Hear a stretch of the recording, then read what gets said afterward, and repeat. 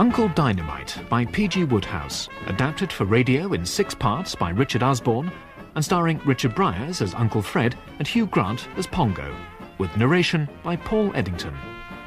Episode 1. Pity Poor Pongo.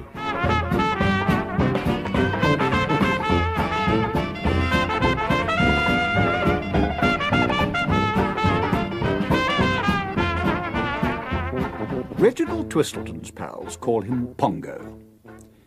Like most of his fellow members at the Drones, Pongo lives on an allowance from an uncle. But where other young men's allowance-paying uncles know their place and vegetate out of sight in the country, Pongo's loony Uncle Fred, Fifth Earl of Ickenham, comes hot-foot up to London whenever his dear wife Aunt Jane lets him off the leash. And poor Pongo has to pay the price. Mr. Twistleton's residence? Morning, Simpson. Can I speak to the young master? Oh, good morning, Mr. Rainsby. Hold the line a minute, please. It's Mr. Rainsby, sir. Thanks, Simpson. And if the front doorbell rings, it'll be my uncle, Lord Ikenham. We'll have drinks here before lunch. Oh, very good, sir. Hello, Dogface. I'm afraid I can't manage squash this afternoon. Oh, dash it, why? A girl? No, worse luck. No, I've got my Uncle Fred, my loony uncle, on my hands. Tough luck. He with you for long? Only one night, thank the Lord. My Aunt Jane says that if he's not back at Ikenham by lunchtime tomorrow, she'll hold me to blame, and I expect she'll scalp him with a blunt instrument. Are you lunching him here? At the Drones? No, I don't want anything to remind him of his misspent youth. He's 60 if a day. The trouble is that London acts on him like a ballet tonic. Freed from the spuds and tenantry of Ikenham, he starts behaving like a slightly inebriated undergraduate. I don't know why you put up with the old buster. Well, you know how it is, Dogface, my allowance, the good old quarterly cheque. But Uncle Fred makes me sweat for it when he enlarges himself on me in London and starts stepping high, wide and plentiful. Yes, I seem to remember. So do I. If you know what the word excesses means, those are what my blighted Uncle Fred invariably commits when he escapes from home. But not, by golly, this time. A light lunch here, a quick saunter in the park, perhaps. I'll get Simpson to put up some bread crusts in a paper bag to feed the ducks or something, then a bite of dinner, and I'll push him off to bed with an improving book. Quite. Oh, Lord, here he is. Pip, Pip. Good luck, old man. Aha! Simpson! Will you pay off my cab for me with an extra bob for the suitcase on top? I thought I might need glad rags for tonight. Very good, my lord. Charge the cab to Mr. Twistleton, of course. Where is he, my nephew and host? He's in the drawing room, my lord. And counting the moments to see me again, I'll be bound. Pongo! Hello! Hello, Uncle Fred. I thought we'd be having lunch in about 20 minutes. Sherry, Uncle Fred? Don't let me stop you, Pongo, but I've had a long, grueling train journey. I'll stick to gin. Gin, right. Ah, that was a substantial lunch. Thank you, Pongo. I shall tell your Aunt Jane not to worry about your not eating enough. In fact, I think you've been putting on weight since I was last in London. Well, I like my food, but I play squash at the Drones 2 or 3 times a week. You ought to get married. How do you think I keep my youthful shape? Aunt Jane? Exactly. No potatoes, no second helpings of steak and kidney, only 1 cut of the jam roll. Why don't you turn over a new leaf and get married? Ha! You're always falling in love with girls. Yes, and they quite properly give me the heave-ho when I tell them the size of the allowance you give me. Now then, Pongo, you know my main aim in life is to spread sweetness and light. Next time you come to Ikenham, remind us to produce Sally Baines to meet you. Why, is she rich? Are you trying to find an heiress for me to get me off your hands? No, she's a sculptress. No money, so she'd be the right girl to share the crusts on which you say you live. And she lives near Ikenham? No, in Chelsea, as a matter of fact. A Chelsea sculptress? I can hardly wait. More coffee for you, Uncle. Oh, thanks. I say these cigars are awfully good. Well, now, I thought you'd probably want to rest for a bit after your journey, Uncle Fred, and then we could perhaps go for a walk in the park. No, Pongo, you got the afternoon scenario quite wrong. Oh? I need no siesta or afternoon stroll while I'm in London. In fact, I've mapped out a pleasant and instructive journey for us.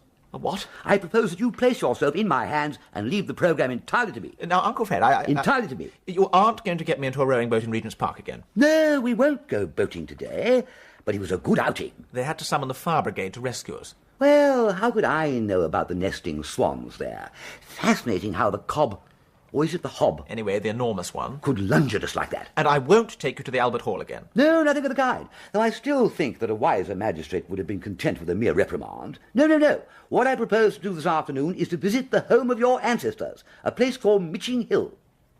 Down in the suburbs, do you mean?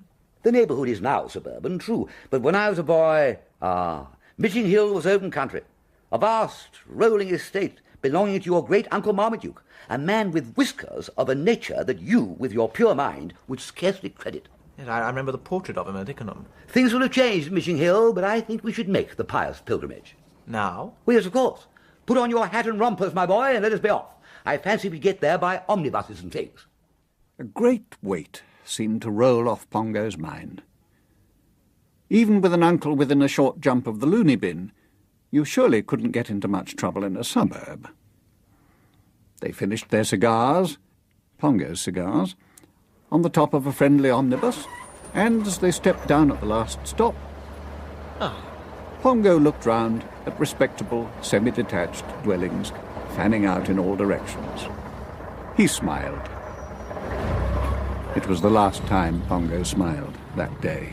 Come on, Pongo, step lively. Aha, this is the old place, all right. I'm beginning to recognise some landmarks. Aha, yes. It must have been about there that I plugged my uncle's gardener in the trousers with my bow and arrow. Hello. Changeable weather, they warned us on the wireless. And it was over there that I was sick after my first cigar. Well, fancy that. Was it really, Uncle? Yeah.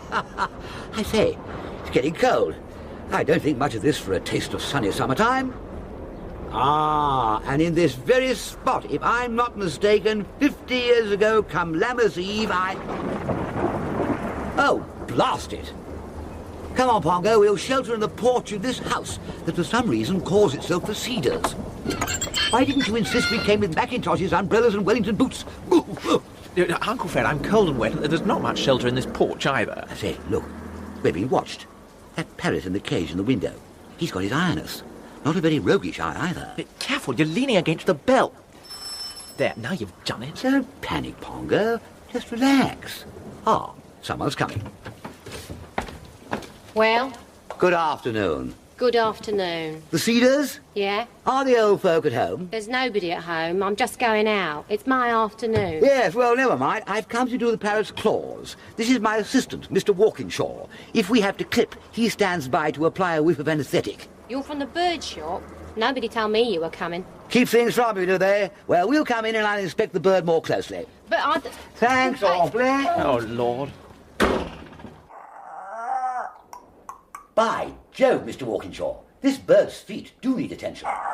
Look at that left upper rubicle, as I thought. Pretty Polly, have a nut. Charming, charming. We mustn't detain you, Miss... we'll do the chiropody and go. We leave everything in order. Don't you stay. Well, if you're sure... Absolutely. Don't spoil your afternoon on our account. Pip, pip. Uncle Fred. Ah. So here we are, my boy, getting dry and warm in a charming house. Ah, that's better. What though the tempests, something raw... I forget the rest. Now, I light this gas fire and slip off my wet shoes. This'll warm us up and my socks will soon be steaming. A little tact, a little address, and... sit down, boy, sit down. Don't look so worried. Make yourself at home, snug and cosy, not catching our deaths. But dash it, Uncle Fred, we can't stop here. Are you suggesting we go out into that storm again? You are not aware of the grave issues involved. Who's a pretty boy? This morning, as I was leaving home, I had a rather painful disagreement with your aunt. She said the weather was treacherous and wished me to take my woolly muffler. I replied that I was dashed if I took such a ridiculous garment in high summer. Eventually, by the exercise of my iron will, I had my way. Now you regret it. Consider, my boy, what will happen if I return to your Aunt Jane with a cold in the head. I should sink to the level of a fifth-rate power. Next time I came to London, it would be with a liver pad and respirator. You and your iron will. I shall remain here, roasting my toes at this really excellent fire. I feel all in a glow already. But suppose the people who own this ghastly house come back. I'm sure they won't be back for hours. There. Don't say there like that, my boy. It's the sort of thing your aunt says. I see no cause for alarm. This is some casual caller. A ratepayer would have used his latchkey. Take a cautious look out of the window and see. It's a pink chap. How pink? Pretty pink. Well, go and see what he wants. You go and see what he wants. We'll both go and see what he wants. A moment while I put my shoes on again. Pretty Polly, have a nut. Pardon me, is Mr. Roddice in? No. Don't be silly, Douglas. Of course I'm in. Yes, I'm Mr. Rollis, and this, such as he is my son, Douglas. Name of Robinson. What about it? My name's Robinson. Ah, well, now we've got that straight. Come right in and get round. Have a nut. Have a nut. Make yourself comfortable, Mr. Robinson. Won't you sit down? Is Julia here, Mr. Roddis? Is she, Douglas? No. No. She wired me she was coming here today. Oh, well, I don't suppose you've ever met Julia. A bit of trouble in the family, she gave me to understand. It is off on the way. It's your niece, Julia Parker, that I mean. Oh, that one, yes. Or rather, your wife's niece, Julia Parker. Any niece of my wife is a niece of mine. We share and share alike. Julia and I want to get married. Well, go ahead. Who's stopping you? Her mother and father. And Uncle Charlie Parker and Uncle Henry Parker and the rest of them. They don't think I'm good enough. The morality of the modern young man is notoriously lax. Class enough, I mean. They're a haughty lot. What makes them haughty? Are they earls? No, they aren't earls. Then why the devil are they haughty? Only earls have a right to be haughty. Earls are hot stuff. When you get an earl, you've got something. Besides, we've had words, me and her father. One thing led to another, and in the end I called him a perishing old... coo. It's them. They're out there on the path now, all of them. Julia and her mother and father. Only one thing to be done. Duck behind the settee, Mr. Robinson. Well, if you say so... I do. Now keep still down there. Pretty Polly. Come on, Douglas. We'll go and let them in. Really, Uncle Fred, you aren't going to let the bounders in, are you? I certainly am. We Rodditors keep open house. Now, back to the old scenario. You are the vet, my boy. Come to minister to my parrot. Now, when I return, I should like to find you by the cage, staring at the bird in a scientific manner. Tap your teeth with a pencil and try to smell of iodoform. Go along now. Back to the parrot. Pongo acted as ordered. His uncle had got it up his nose again. It was going to be one of those afternoons. Pongo could only cling to the wreckage and hope for the best. Come along in. Give me your coats. That's the idea. I'll hang them here. Splendid. And umbrellas. Yes. You were wise to come prepared. Lord Ikenham was shepherding a stern middle-aged woman, a middle-aged man, and a girl. Pongo took only a sidelong glance at her and immediately lost his head. Crikey. This girl was an absolute pippin, and we use the term in its most exact sense. About 19 she was, eyes large and lustrous, face like a dewy rosebud at daybreak on a June morning. So said Pongo, although he had never seen a rosebud or any other flower at daybreak. Silly ass, he'd fallen in love again. Well, you don't know who I am, I'll be bound. Wait a minute, don't tell me. I'm Laura's sister, Connie. This is Claude, my husband, and this is my daughter, Julia. Is Laura in? I regret to say no. I thought you were younger. Younger than what? Younger than you are. You can't be younger than you are, worse luck. Still, one does one's best. Who's that near the parrot's cage? He is the local vet, clustering round the bird. I can't talk in front of him. Quite all right. Poor fellow stone deaf. Well, let's all get settled. Now then. Have a nut. Have a nut. My only sister Laura never invited me to her wedding. That's why you don't know me. Laura and I have not spoken to each other for 5 years. We've missed you, sadly. Necessity compels me to cross her threshold today. Let bygones be bygones. I disregard the past and I appeal to your sense of pity. I say. Now, I have a request to make. I want you and Laura to take Julia here into your home. She is studying the piano and sits for her examination at the end of next week, so she has to remain in London. The trouble is she has fallen in love, or thinks she has. I know I have, Mother. At the sound of her voice, deaf as he was supposed to be, Pongo spun round. It was to Pongo an angel's voice. So this was the girl that the pink chap behind the city was in love with. And worse luck, she was obviously in love with him. It seemed to Pongo incredible, and he didn't like it a bit. Yesterday, Claude and I arrived in London from our Bexhill home to give Julia a pleasant surprise. We stayed naturally in the boarding house that we found for Julia 6 weeks ago. And what do you think we discovered? Insects? No, not insects, but a letter from a young man. What? I can't believe it. Surely not. I'd never heard of him, but he was arranging to marry Julia. The idea. Of course, I sent for him and found him quite quite impossible. He jellies eels. Does what? He is an assistant in a jellied eel shop. But surely that speaks well for him. He seems to argue intelligence of a high order. It isn't everyone who can jelly an eel. If anybody said to me, jelly that eel, I'd be nonplussed. And so, if I'm not very much mistaken, with the Archbishop of Canterbury. I've told you 100 times, Mother. Wilberforce is only jellying eels till he finds something better. He's very ambitious. It won't be long before he rises in the world. And that's what the adored object did at that moment. Wilberforce rose from behind the settee like a leaping salmon. Julia. Wilby! Wilby? Ugh. Pongo had never seen anything more sickening in his life than the way she flung herself into the pink blighter's arms and clung there, like the ivy on the old garden wall. It wasn't that he had anything specific against the pink blighter, but this girl had made a deep impression on Pongo, and he resented her gluing herself to another in this manner. Julia Parker, come away from that man. I am ashamed of you. Who's a pretty boy, then? Me too.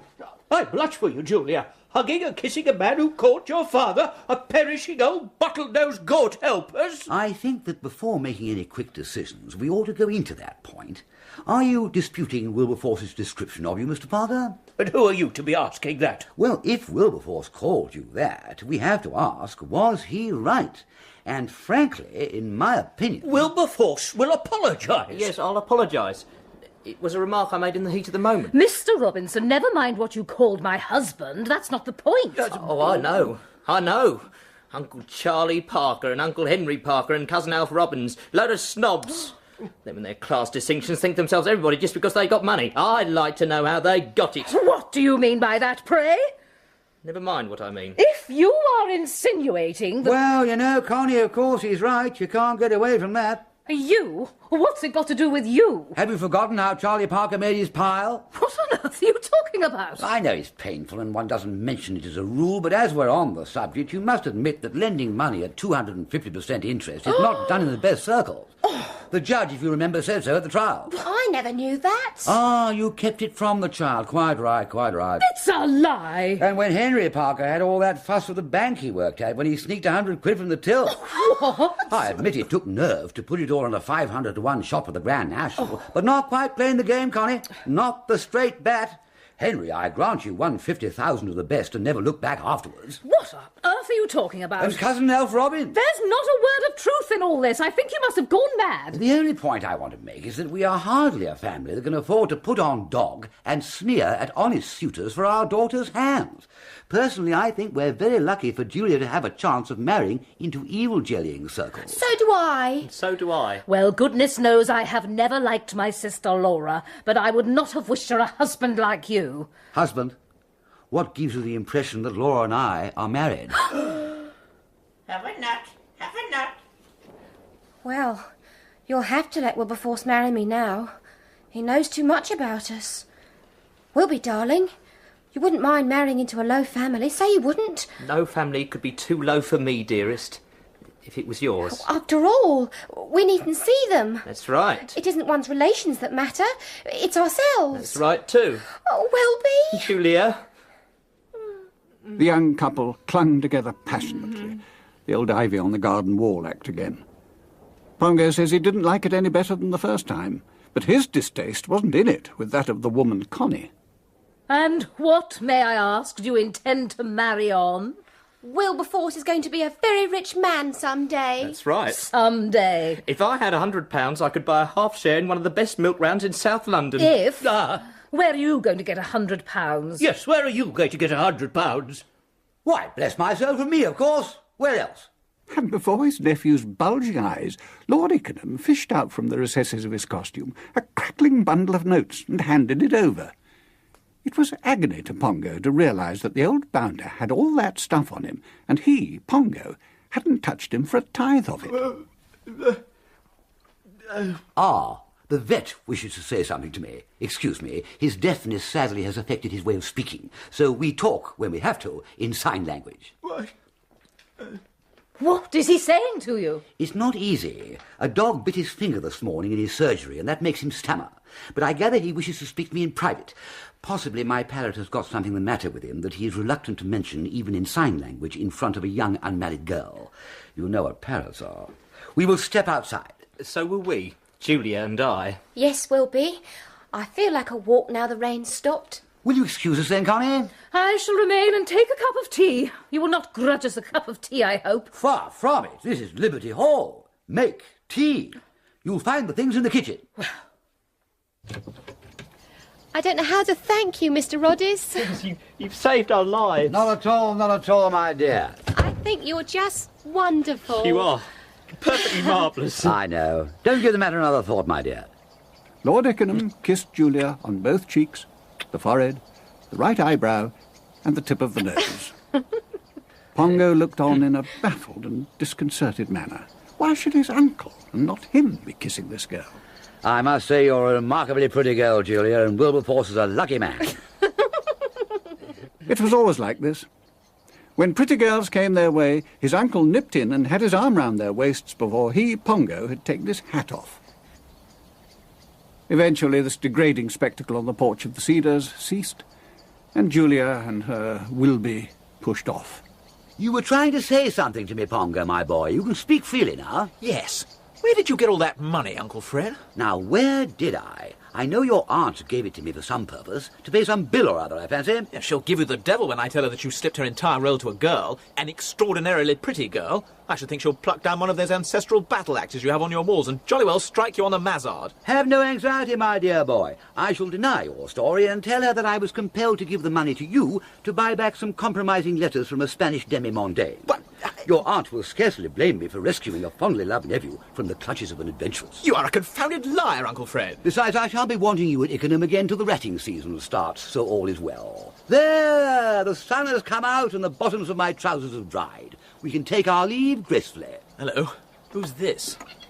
It must be Mr. Roddies. Hello? Am I addressing Mr. Roddies? Yes, that's me. I am Mr. J.G. Bulstrode from down the road. This young man is my sister's husband's brother in the lard and imported butter business. Oh, pleased to meet you. We have not met, Mr. Roddies, but I think it only neighbourly to tell you I observed some suspicious-looking persons in your house. Here? In my house? How on earth did they get in? No doubt through a window at the back. Creep up and you may be able to see them if they're in your parlour. Yes. Yes, you're right.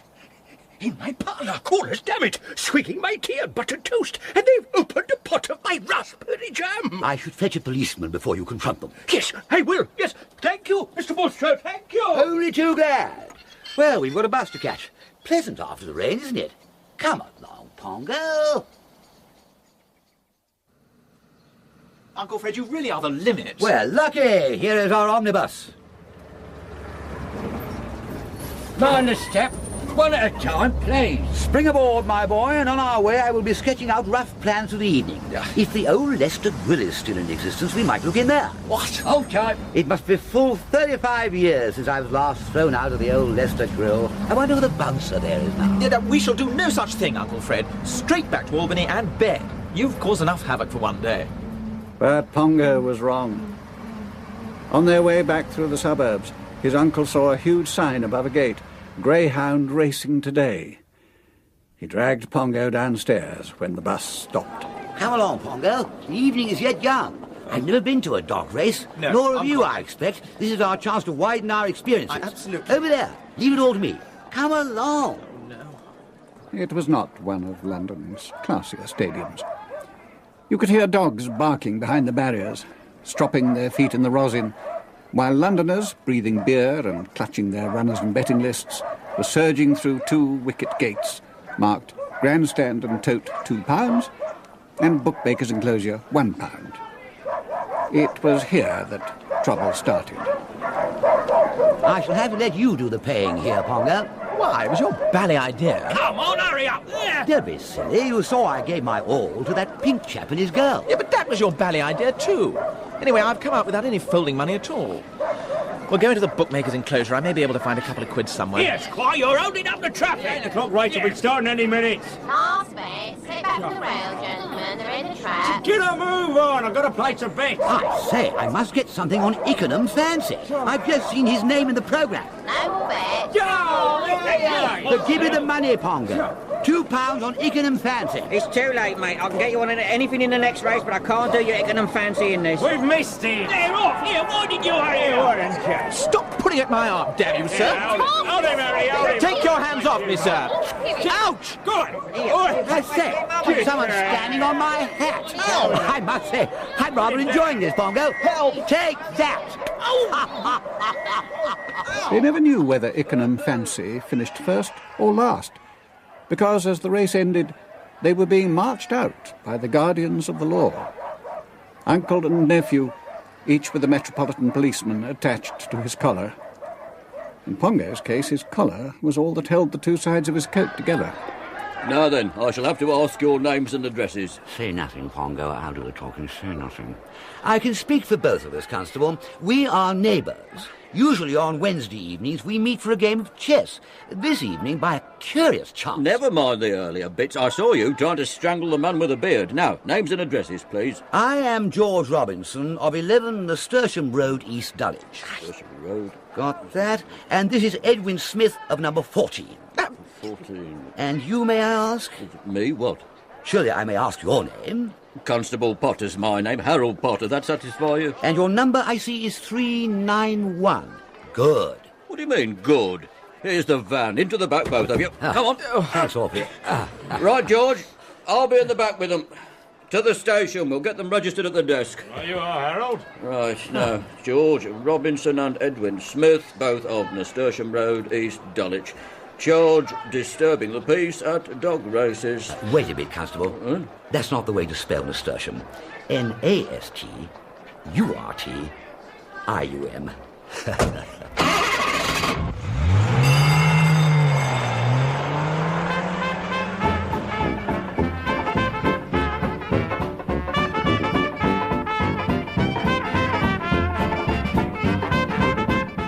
Uncle Dynamite starred Richard Briers as Uncle Fred and Hugh Grant as Pongo, with Chris Emmett as Policeman Potter, Jacqueline Tong as Connie, John Evitts as Claude, Felicity Montague as Julia, and David Howarth as Wilberforce. The narrator was Paul Eddington. Uncle Dynamite was written by P.G. Wodehouse and adapted for radio by Richard Osborne. The producer was Gareth Edwards. This series of Uncle Dynamite first went out in July 1994.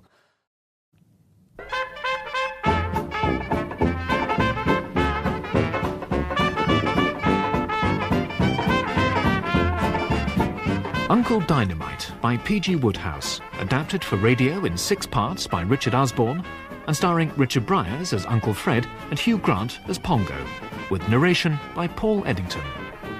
Episode 2. Disturbances in a country village.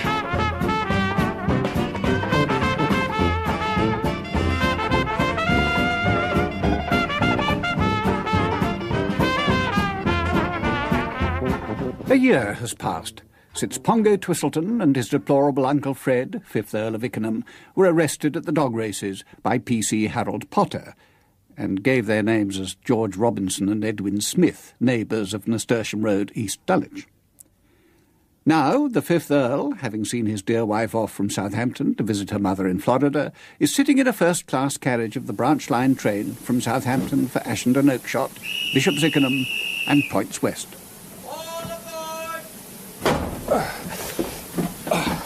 Ouch! Oh, I say, I'm sorry, sir. Is that your fault? Quite all right. No damage done. I say, you've got a lot of luck. Yes, I've been abroad. Just landed. I'll leave this stuff on the seat if you don't mind. I'm only going one stop. Of course. I say, excuse me, sir. Aren't you Lord Ickenham? I am. Fine!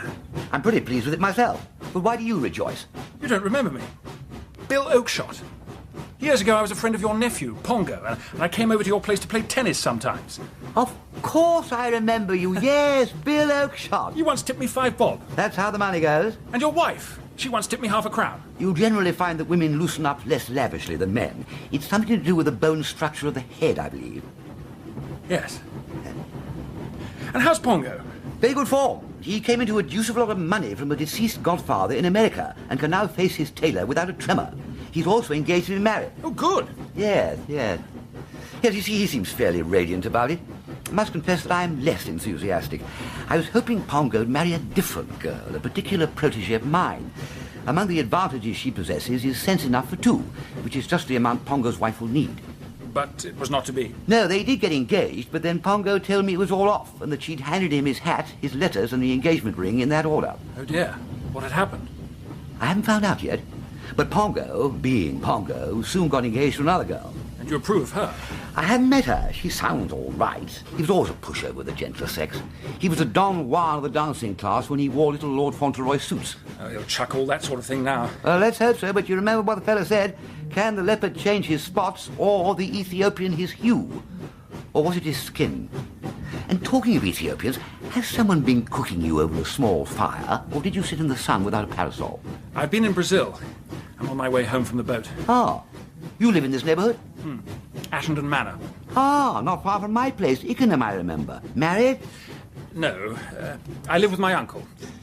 Or at least, he lives with me. Well, what's the distinction? Well, the manor really belongs to me.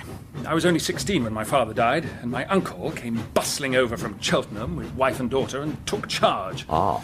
You'd think from the way he behaves that he owned the bally place. For instance, he's converted the drawing room into a museum for his damn collection of African curios. Does he collect African curios? God help him. And who has the star bedroom? Me? No, Uncle Aylmer. Who collars the morning paper? Me? No, Uncle Aylmer. Who gets the brown egg at breakfast? Don't tell me, let me guess. Uncle Aylmer? Yes, blast him. Ah. I suspect, Bill Oakshott, that you don't like having your Uncle Aylmer living at the manor. Right. Then why don't you bung him out? Well, I can't do that. There are complications. Well, tell me more. Bill sat gazing out of his window and saw only a vision of the lovely face of his cousin Hermione, and knew that he would soon be seeing her again, after 3 months in Brazil.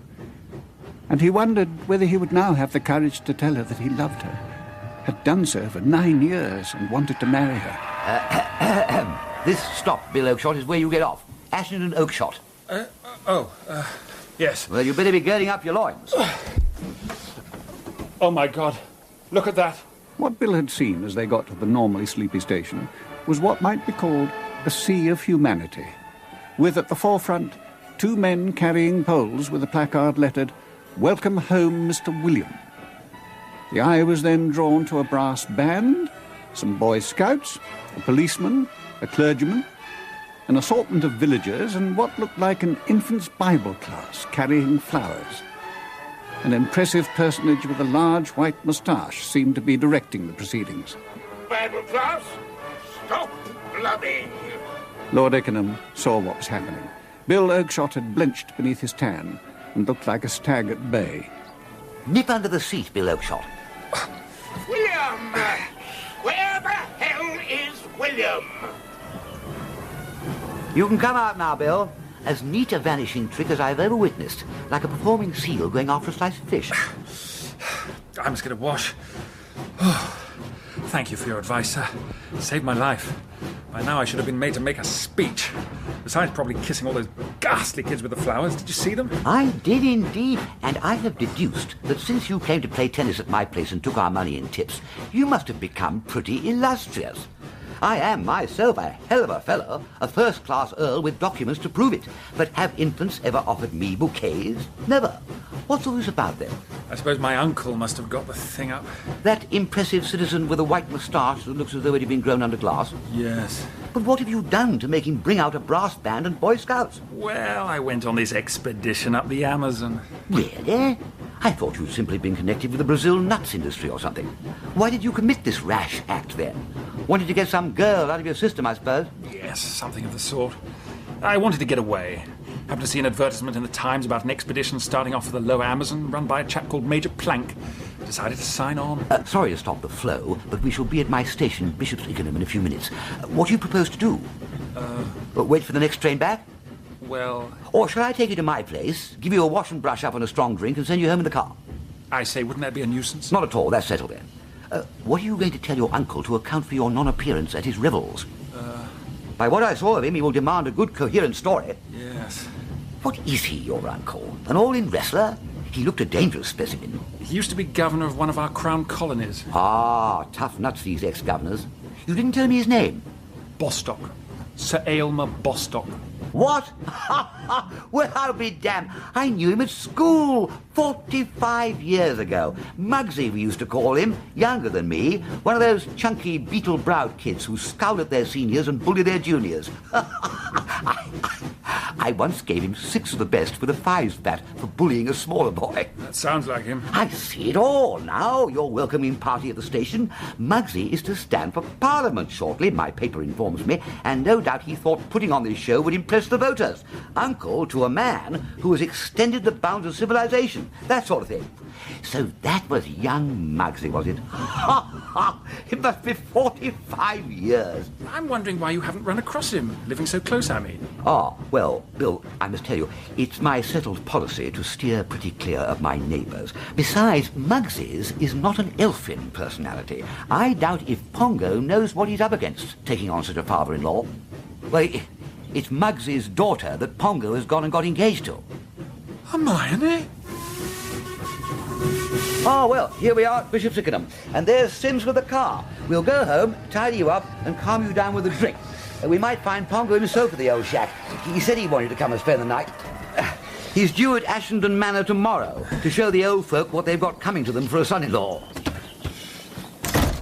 We'll have to carry your bags to the car, I'm afraid. Sims, my chauffeur, thinks it infra-dig to be seen on a platform. Luggage is for porters. We have a single porter, and he sees it as his job to polish the milk churns at the far end of the platform. Lord Ikenham, chatting away, had not taken note of Bill Oakeshot's strangled exclamation on learning that his beloved cousin Hermione was now engaged to another, viz. Pongo. He had taken note that Bill had gone for his gin like a stag at eve.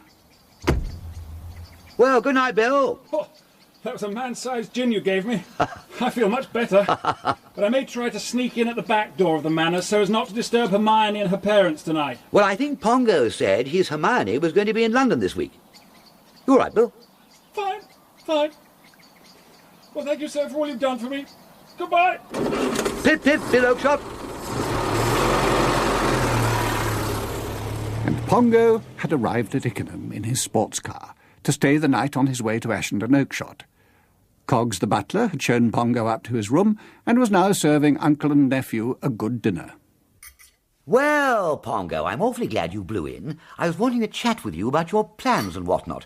How long are you proposing to inflict yourself on these Bostocks of yours? Well, I thought about a week, then back to London. Really? Good. Excellent. Your Aunt Jane left for Florida this very day. I will join you in London, and we will have 1 or 2 of our pleasant, instructive afternoons. Oh, no, not another visit to the dog races. No, not dog races again, though I think we are both better men for the experience. Uncle Fred, just because Aunt Jane has left you for a few weeks, do you have to come up to London? Can't you stay at Ikenham and get ahead with the harvest or something? Your aunt, and she's the dearest woman in the world, is a little restrictive. Her views on what I do, or would do, or should do in London prevent me from, fulfilling myself. Living in a rural morgue like Bishop's Ikenham all the time, one gets rusty and out of touch with modern thought. Listen, Uncle Fred, all that stuff about instructive and pleasant afternoons is out. If you come to see me in London, you get lunch at my flat and afterwards a good book and the wireless, nothing more. Oh, well, if that's the way you feel. It is. Make a note of it on your cuff. I intend to stick to my resolve with an iron will. My standing with Hermione is none too secure as it is. She looks askance at my belonging to the drones, and the faintest breath of scandal would dish me properly. And, worse luck, she knows all about you. My life is an open book. Well, yeah, that's right, and she's heard what a loony you are, and she seems to think it may be hereditary. She keeps saying, I hope you're not like your uncle, with a sort of brooding look in her eye. So that's the sort of girl she is she? Noble-minded, high-principled, a credit to British womanhood? Rather, yeah, she's terrific. I'll show you a photograph of her, actually. I've got one here in my pocket. Oh, thanks. Oh, yes. A striking face. Yeah. Looks intelligent. And how, yes, she writes novels. Good God. Oh, don't you like her? Well, I can see she's a remarkable girl, but I wouldn't say she was a wife for you. Oh, I ever not. Well, in my opinion, you'll be giving away too much weight. That determined chin, those flashing eyes. What's the matter with flashing eyes? Dashed unpleasant things to have about the home, Pongo. To cope with flashing eyes, you have to be a man of steel and ginger. Are you a man of steel and ginger? No. You're like me, a gentle coffee caddy. How much? A coffee caddy is a man, there is no higher type, whose instinct is to carry the wife's breakfast tray up to her and to bill and coo as she wades into it. And what a coffee caddy needs is not a female novelist with a firm chin and flashing eyes, but a jolly little soul who, when he bills, will bill back like Billy-Ho, and will be right there with bells on when he starts to coo. The ideal wife for you, of course, would have been Sally Baines. That's enough of that, Uncle Fred. I'd always hoped that you and Sally would form a merger. And then came the happy day when you told me the thing was on. And then, damn it, came another day when you told me it was off. Why? All your fault, I suppose. It wasn't anything of the bally kind. Sally was down here with her brother Otis a few weeks ago. Incidentally, she left in my charge one of the busts she had been sculpting. That's it. There, over there, you see, on its stand in the corner. Oh, yeah. I couldn't get anything out of her about why you and she had broken up. She called me a lily-livered poltroon. Well, she probably meant it as a compliment. A lily liver must be very pretty. High words ensued, and later that evening the ring, the letters, and all the fixings were returned to me by district messenger. That'd be a lover's tiff. And then there was more trouble when I wanted Sally to give up being a sculptress. I hated her mixing with all that seedy crowd in Chelsea, bounders with beards.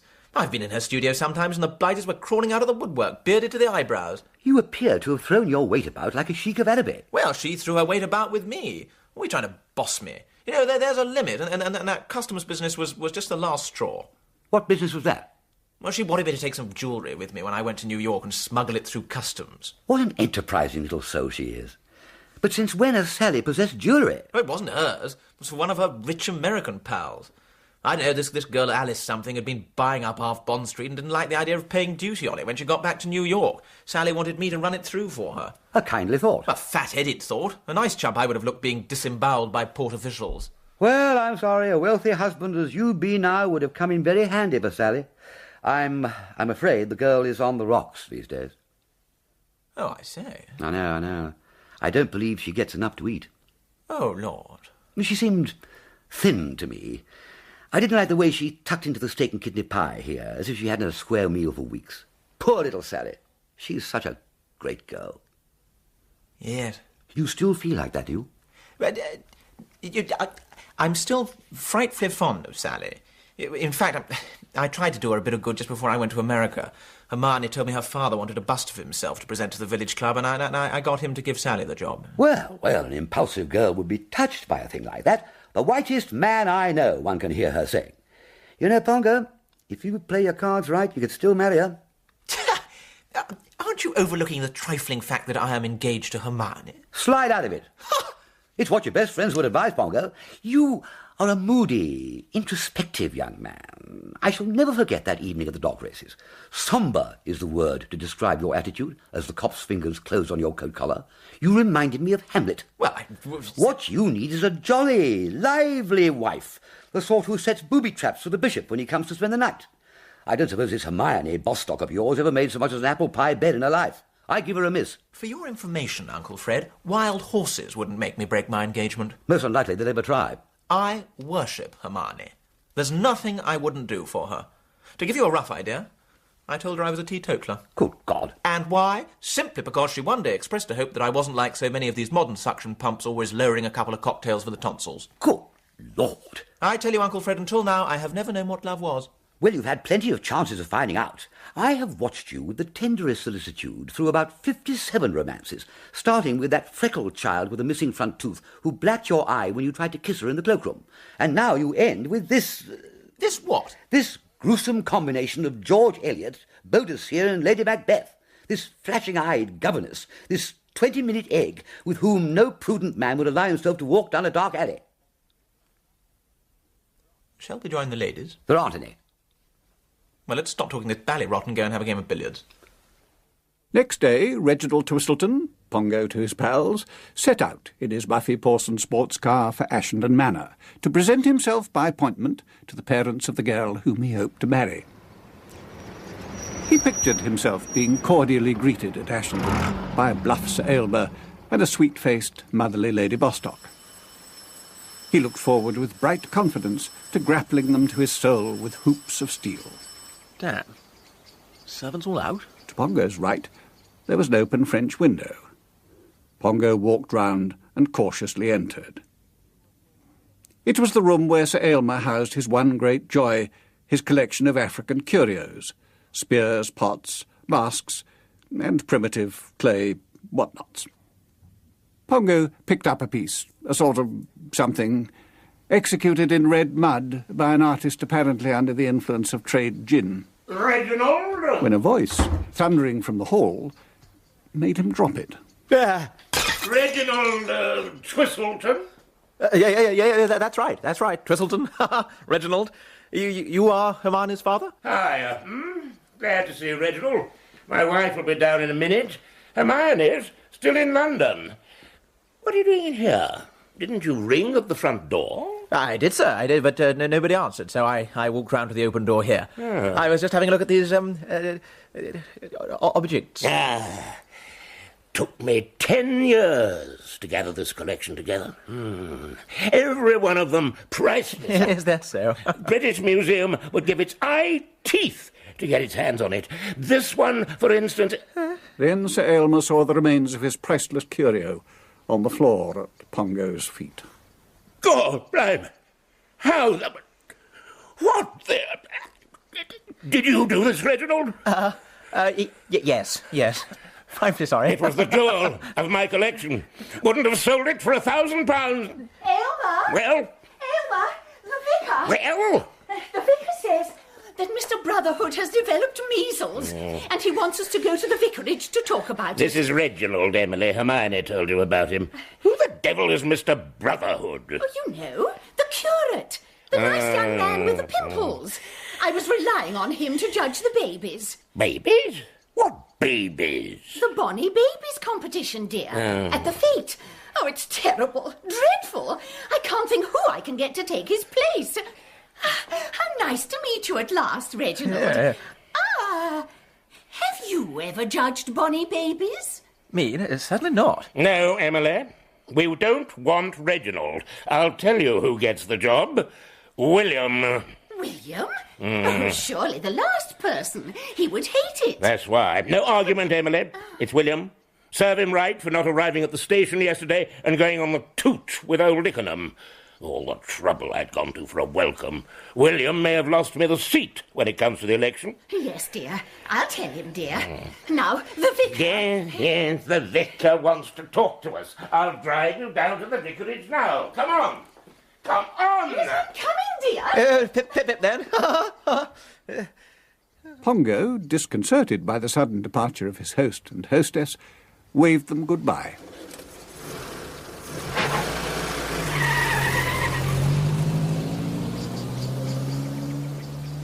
Phew. Well, better get back and try and tidy up the remains of that whatnot that I've got. Ho! Only a policeman says ho like that. And a policeman it was. Harold Potter, who now represented the awful majesty of the law at Ashendon Oakshott. He had bicycled up to the manor, hoping to be given a cup of tea in the kitchen by Elsie Bean, the parlour-maid, whom he proposed one day to make his bride. But seeing a furtive form, viz. Pongo, slinking in through the French window, Potter the Romeo became in a flash Potter, sleepless guardian of the peace. This looked to Harold Potter like a fair cop. Ho! Gotcha. Oh, hello. Oh, Elsie, I was hoping to see you. Who's this, do you know? Where did you spring from, Harold? And why did I hear you shouting, ho? A chap I've apprehended on enclosed premises. I say, what's all this about enclosed premises? Why shouldn't I be here? I'm a guest. And you, my dear old parlour-maid, what's your name? Miss Bean, my fiancée. Oh, really? Well, heartiest congratulations to you both. Pip, Miss Bean. Toodaloo. I hope you'll be very, very happy. Yes, that's as may be, but who are you? I've seen you before, haven't I? Have we met? I've only just arrived. My car's round the corner. I am the celebrated Twistleton, engaged to Miss Bostock. No doubt the place has been ringing with my name. Miss Hermione is engaged to a gentleman named Twistleton. There, told you so. Of course I'm him. Look, on the inside pocket of my coat, a label by one of the best tailors in London, and the name R.S. Twistleton. Oh, it could be someone else's coat that you bought second-hand. Then telephone to Aylmer at the vicarage now and ask him if he doesn't know me. Well, I suppose it's all right. I beg your pardon, sir. Quite all right, officer. Then I'll be saying good afternoon. Still, I feel we have met before somewhere, sir. Elsie, how about a pot of tea in the kitchen, You can go to the kitchen if you like. Not me. Your sister's there calling on cook. Oh. Well, think I'll mooch along and have a cup. Mooch away then, you and your sister. I say, don't you like his sister? No, I don't. And why is that, may I ask? What's the matter with her? I'll tell you what's the matter with her. She goes on at him about how he mustn't leave the force. It's, don't you do it, Harold, or don't let Elsie talk you into acting against your true interests. I haven't any patience. Am I right in thinking you don't want him to go on being a policeman? You want him to turn in his boots and truncheon? That's right. And his sister doesn't? Yes, I see. But why do you want him to resign his job? Well, wouldn't you? If you was a girl, would you like to be married to a policeman, feeling your old man was being hated by all? If I went home to Bottleton East and told my family I was going to get spliced to a copper, they'd have a fit. A nice thing for my brother Bert to hear when he comes out in September. Yes, I see what you mean. Harold won a football pool last winter. I want him to buy a pub, but he's scared of that sister of his. Hello? What's all this mess on the floor? Well, that's what's left of a sort of African something that I dropped. Cool. Does the boss man know about it? I'm afraid so. Oh, did he chew your head off? He's an overbearing dishpot. Lady Bostock seemed to me less of a man-eater. Oh, yes, she's all right, but he bullies her. The best of them all is Mr. William. He's their nephew. Oh, yes, I was forgetting Bill Oakshott. I knew him as a boy. Got a pink face, hasn't he? More of a tomato ketchup colour, I'd say. He's just back from Brazil. Oh, it sounds terribly exciting. They shoot birds with poison darts there, Mr. William says. Birds? To eat? Oh, no, you've got that wrong, young bean. How can you eat a bird that you've just killed with poison? Now, I read somewhere that they do it with slings, actually. Slings? Yeah, what? They put a stone, like this paperweight, into a sling, rather like this handkerchief, you see? There it is. Then they sort of whirl it round their head like... Oh, my goodness, where did that one go? Coo! You aren't half breaking up the house. You'll catch it when his nibs gets back. Oh, dear. Well, what was it when it was in one piece? A sort of sawn-off statue, like. A bust, Cook calls it, of his nibs. Oh, he thought the world of it. Oh, golly. This is a nice bit of box fruit. Advise me, young bean. What do I do for the best, do you think? Well, look, it's kind of dark in that corner, so maybe he won't miss the old bus for a bit. He's short-sighted, but he thinks specs make him look silly. So I'd advise you to jump into that car of yours and drive lickety-split to London and buy another bus there. You come back and stick it up, and 10 to 1, he won't notice nothing. Brilliant. Pongo saw that Elsie had given him splendid advice, but he wouldn't need to go to London. Only last night his Uncle Fred had shown him a similar sort of bust at Ikenham, the one Sally Baines had left there. Good.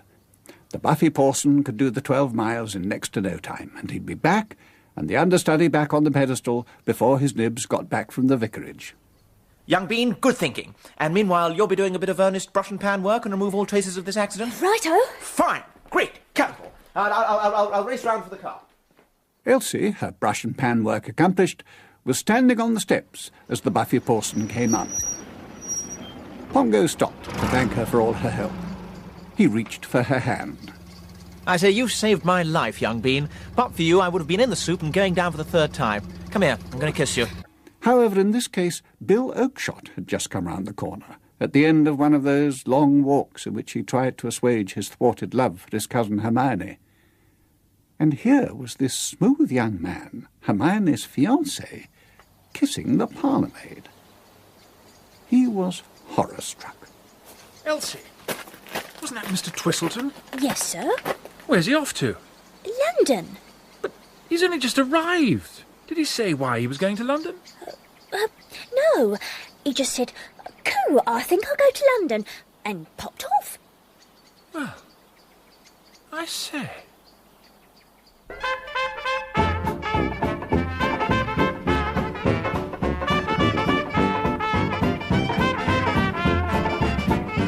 Uncle Dynamite starred Richard Briers as Uncle Fred and Hugh Grant as Pongo, with Simon Treves as Bill Oakshott, Charles Gray as Sir Aylmer Bostock, Josephine Tewson as Lady Bostock. Policeman Potter was played by Chris Emmett and Elsie Bean by Teresa Gallagher. The narrator was Paul Eddington. Uncle Dynamite was written by P.G. Wodehouse and adapted for radio by Richard Osborne. The producer was Gareth Edwards.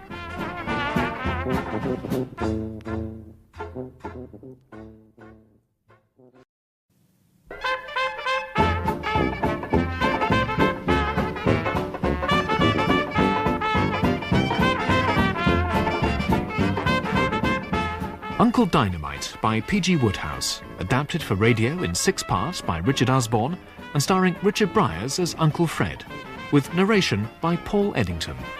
Episode 3, The Perplexing of Pongo.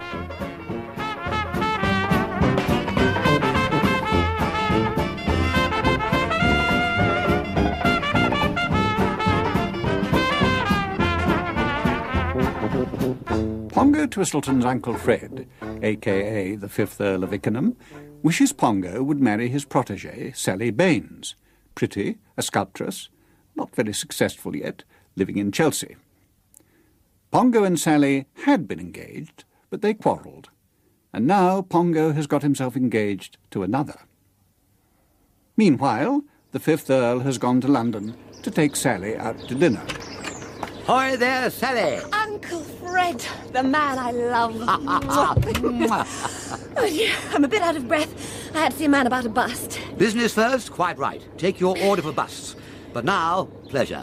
We're going to Barrybolt's. Oh, Barrybolt's. But we're not dressed. Grill room, evening dress, not obligatory. But am I smart enough? My dear, you look like Helen of Troy after a good facial. The taxi waits, in you get. Thank you.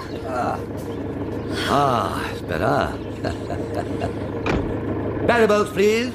Barrybolt's. We earls step high. The best is none too good for us. It must be great being an earl. It's terrific. I often lie awake at night aching with pity for all the poor devils who aren't. Though I suppose you know you're an anachronistic parasite on the body of the state. Or so my brother Otis says. He's just become a communist. Good Lord, has he? Well, you can tell him from me that if he starts any nonsense about trying to hang me from a lamppost, I shall speak very sharply to him. Doesn't he like earls? Not much. He thinks they're bloodsuckers. What an ass that boy is. Where's the harm in sucking blood? We need it to keep our cheeks rosy. And it isn't as though I didn't have to work for my ration of gall. People see me now as a dickens of a fellow with 5 Christian names and a coronet hanging on a peg. But they forget that I started at the bottom of the ladder. You at the bottom of the ladder? I'm glad I didn't know you then. Quite. For years I was a younger son, a mere honourable. Why have you never told me this? I hadn't the heart to. A worm of an on.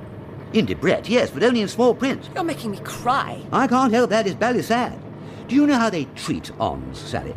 They have to go into dinner behind the Vice-Chancellor of the County Palatinate of Lancaster. Well, it's all over now, darling. Yes. In the end, by sheer pluck and perseverance, I raised myself from the depths and became what I am today.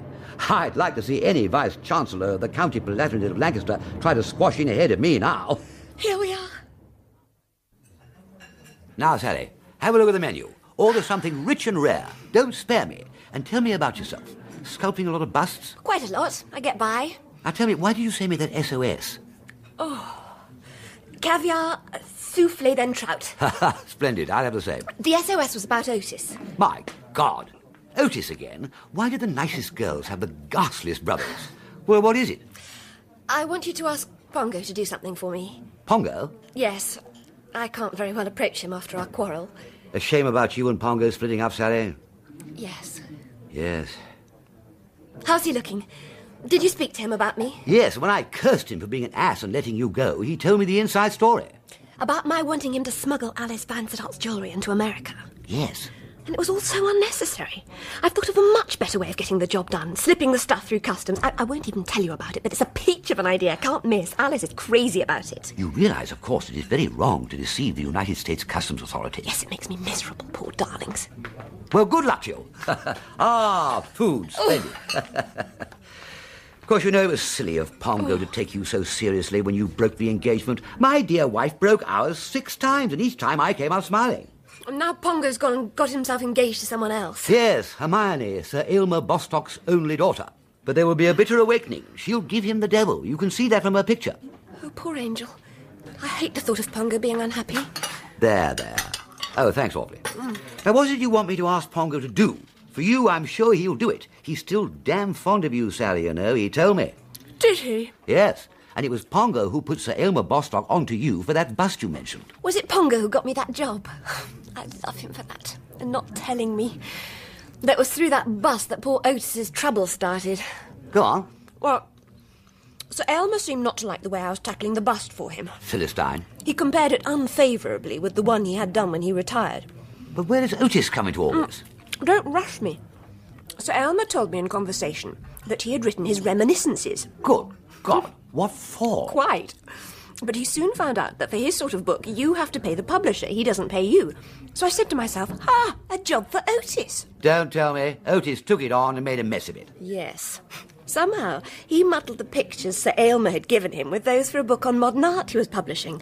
And when Sir Aylmer's book came out, the frontispiece had a picture of a nude female with the caption, "Myself in the early 20s," printed under it. Ouch.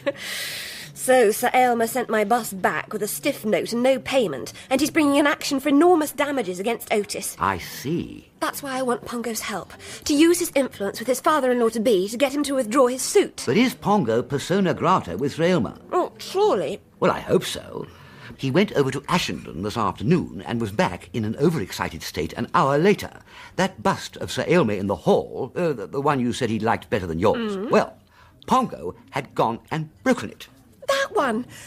Oh, Lord, Sir Aylmer will be furious. Pongo's standing with him will be even lower than Otis's. There's more. Pongo, in a panic, raced back to Ikenham to try to borrow another bust, and so far Muggsy hasn't spotted the substitution.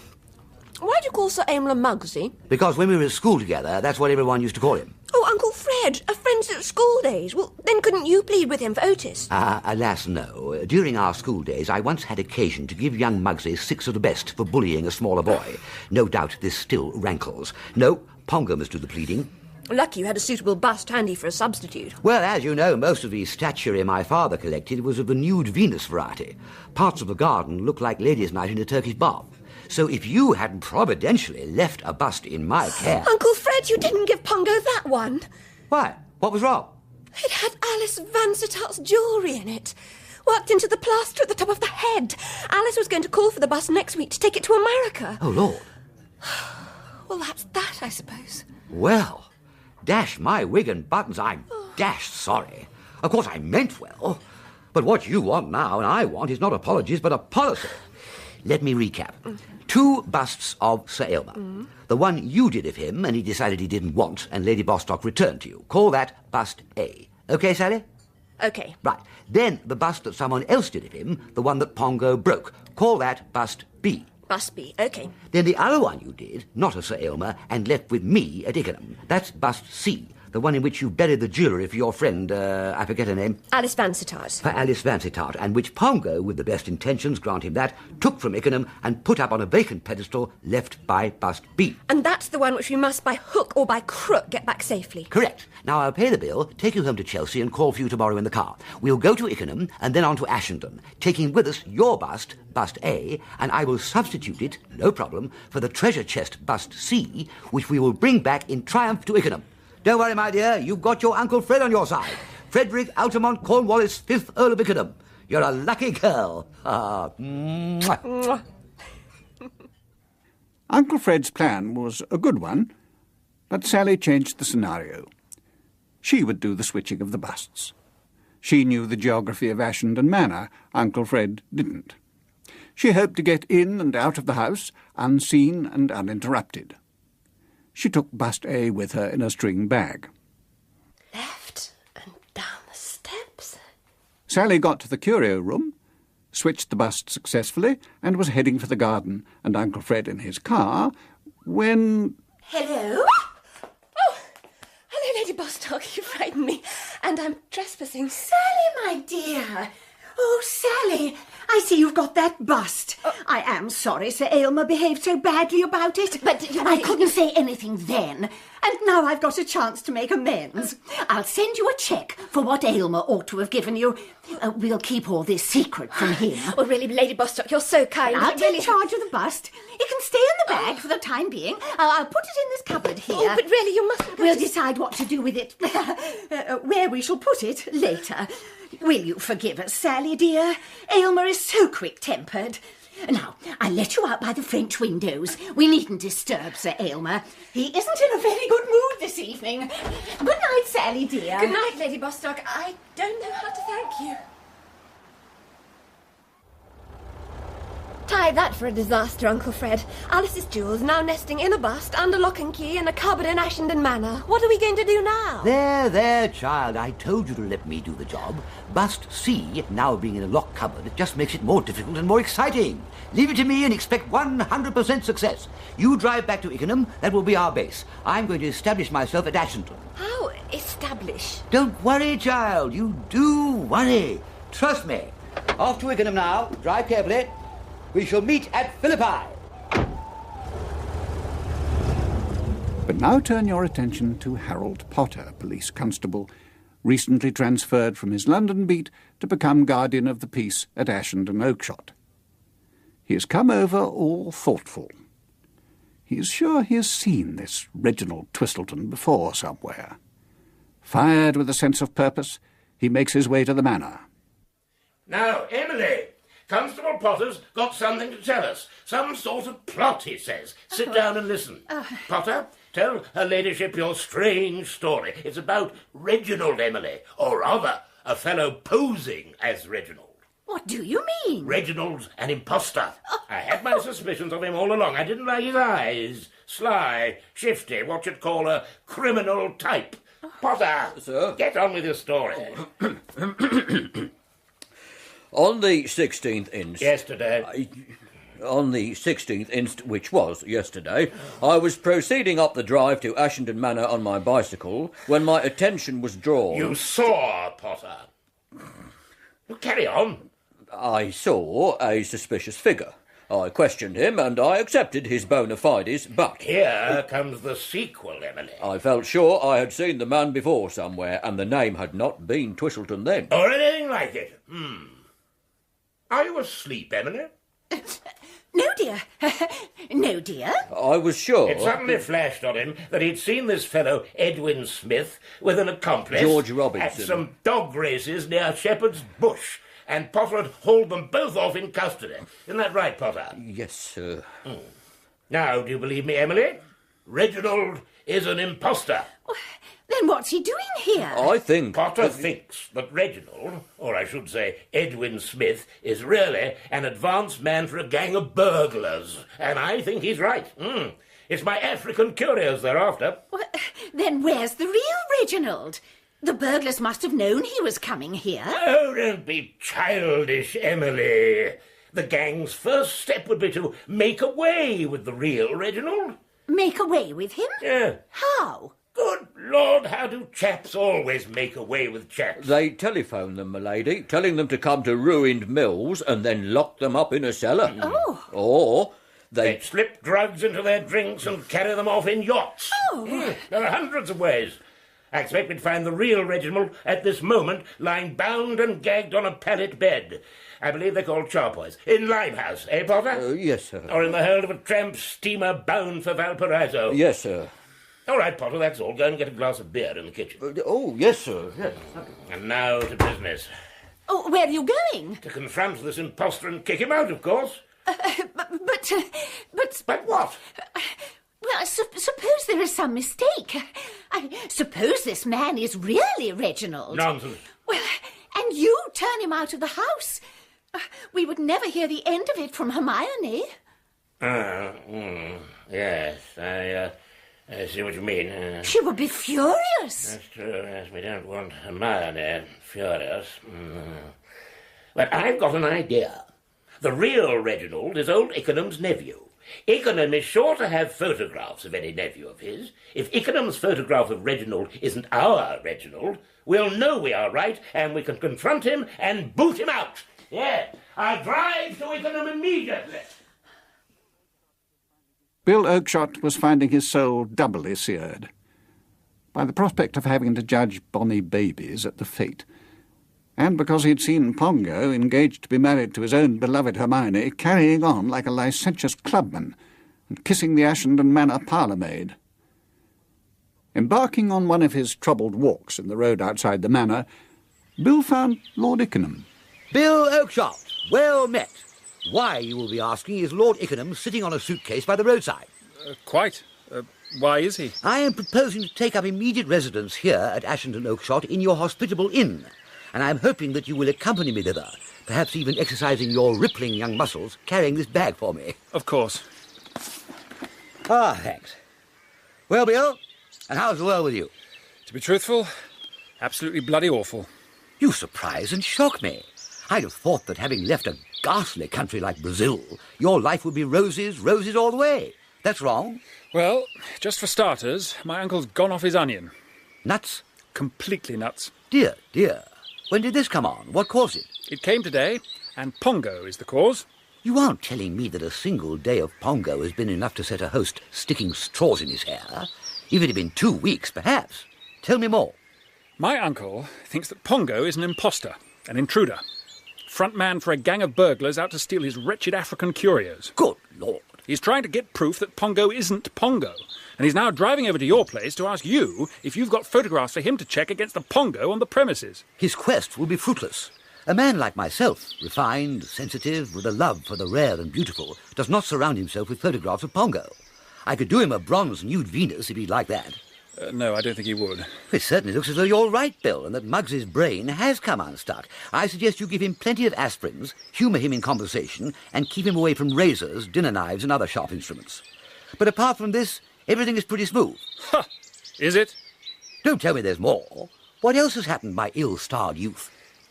I saw Pongo kissing our parlour maid. Well, why shouldn't he? Why shouldn't he? Dash it, he's engaged to my cousin, Hermione. Ah, yes, I see, I understand. Her happiness is of major concern to you, and you don't like to think that she is linking her lot with that of a Casanova. My dear chap, don't give it a second thought. But I mean... He does that sort of thing automatically. Where you and I would light a cigarette and throw off an epigram, Pongo kisses the parlour maid. A purely unconscious reflex action. Is that the last of your worries? I wish it were. I'm listening. Babies. I beg your pardon? Bonny babies. You are about to become a father? I'm about to become a blasted judge of them at the fete. Are you a baby expert? Why did Sir Aylmer pick you for the job? Pure spite. He knew I'd hate it, but he was out to pay me back for having ducked out of that welcoming party he'd organised for me at the railway station. Vindictive old bully. I say, will you do the judging? Judge the Ashendon babies? Alas, no. Muggsy would not accept my nomination. 45 years ago at school, I had occasion to beat young Muggsy. 6 of the juiciest with a 5's bat for bullying. Oh, but dash it. You'll have forgotten that after 45 years. Bill, you grievously underestimate the suppleness of my wrist if you suppose that anyone to whom I administered 6 with a 5's bat would forget it in 45 years. Then I'm sunk. You have no other friends you can turn to? I'm thinking. Yes! I might be able to lay my hands on Plank, the leader of my expedition to the Amazon. Major Brabazon Plank. You interest me strangely. I was also at school with a Brabazon Plank. He still owes me 2 bob. Is your Brabazon Plank a pear-shaped chap, very broad in the beam? Yes. Practically all backside? Yes. Then it must be the same fellow. Bimbo, we used to call him. It's extraordinary what a mine of my old schoolmates I'm finding. And you think you could contact old Bimbo? Yes. No. I remember on the boat coming home, he was moaning that he would have to go and visit his sisters. He kept saying he couldn't face it because they were all knee-deep in babies, which he would be expected to kiss. No, Plank had been no good. No, it sounds entirely likely that he made this expedition to Brazil especially to avoid his sister's babies. Anyway, cancel the Plank idea. It looks as though you will have to fall back on me. What? You'll do it? Invite me to your home, and in return for your hospitality, I will judge bonny babies till my eyes bubble. But you said... I said that Muggsy would strenuously oppose the entry to his house, your house rather, of a man who beat him 45 years ago.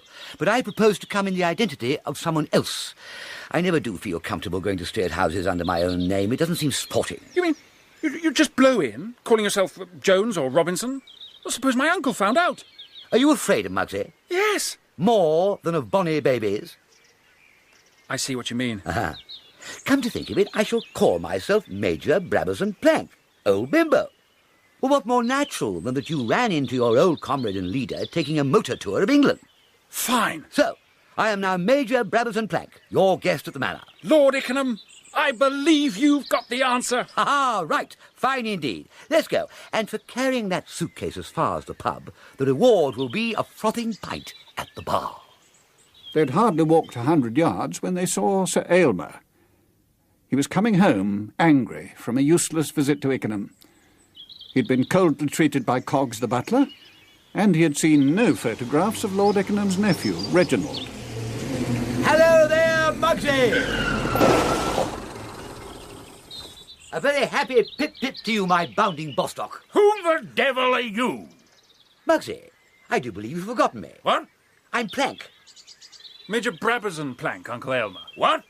Major Plank ran that expedition I was on, to Brazil. Don't let him mislead you, Muggsy. In a strictly technical sense, you might say I ran that expedition, but the real big noise was Bill Oakeshott here. Oh, go easy, Plank. He was the life and soul of the party, Muggsy, giving up his water ration to the sick and ailing, conducting himself with cool aplomb among the alligators, and encouraging with word and gesture the weaker brethren who got depressed because they couldn't dress for dinner.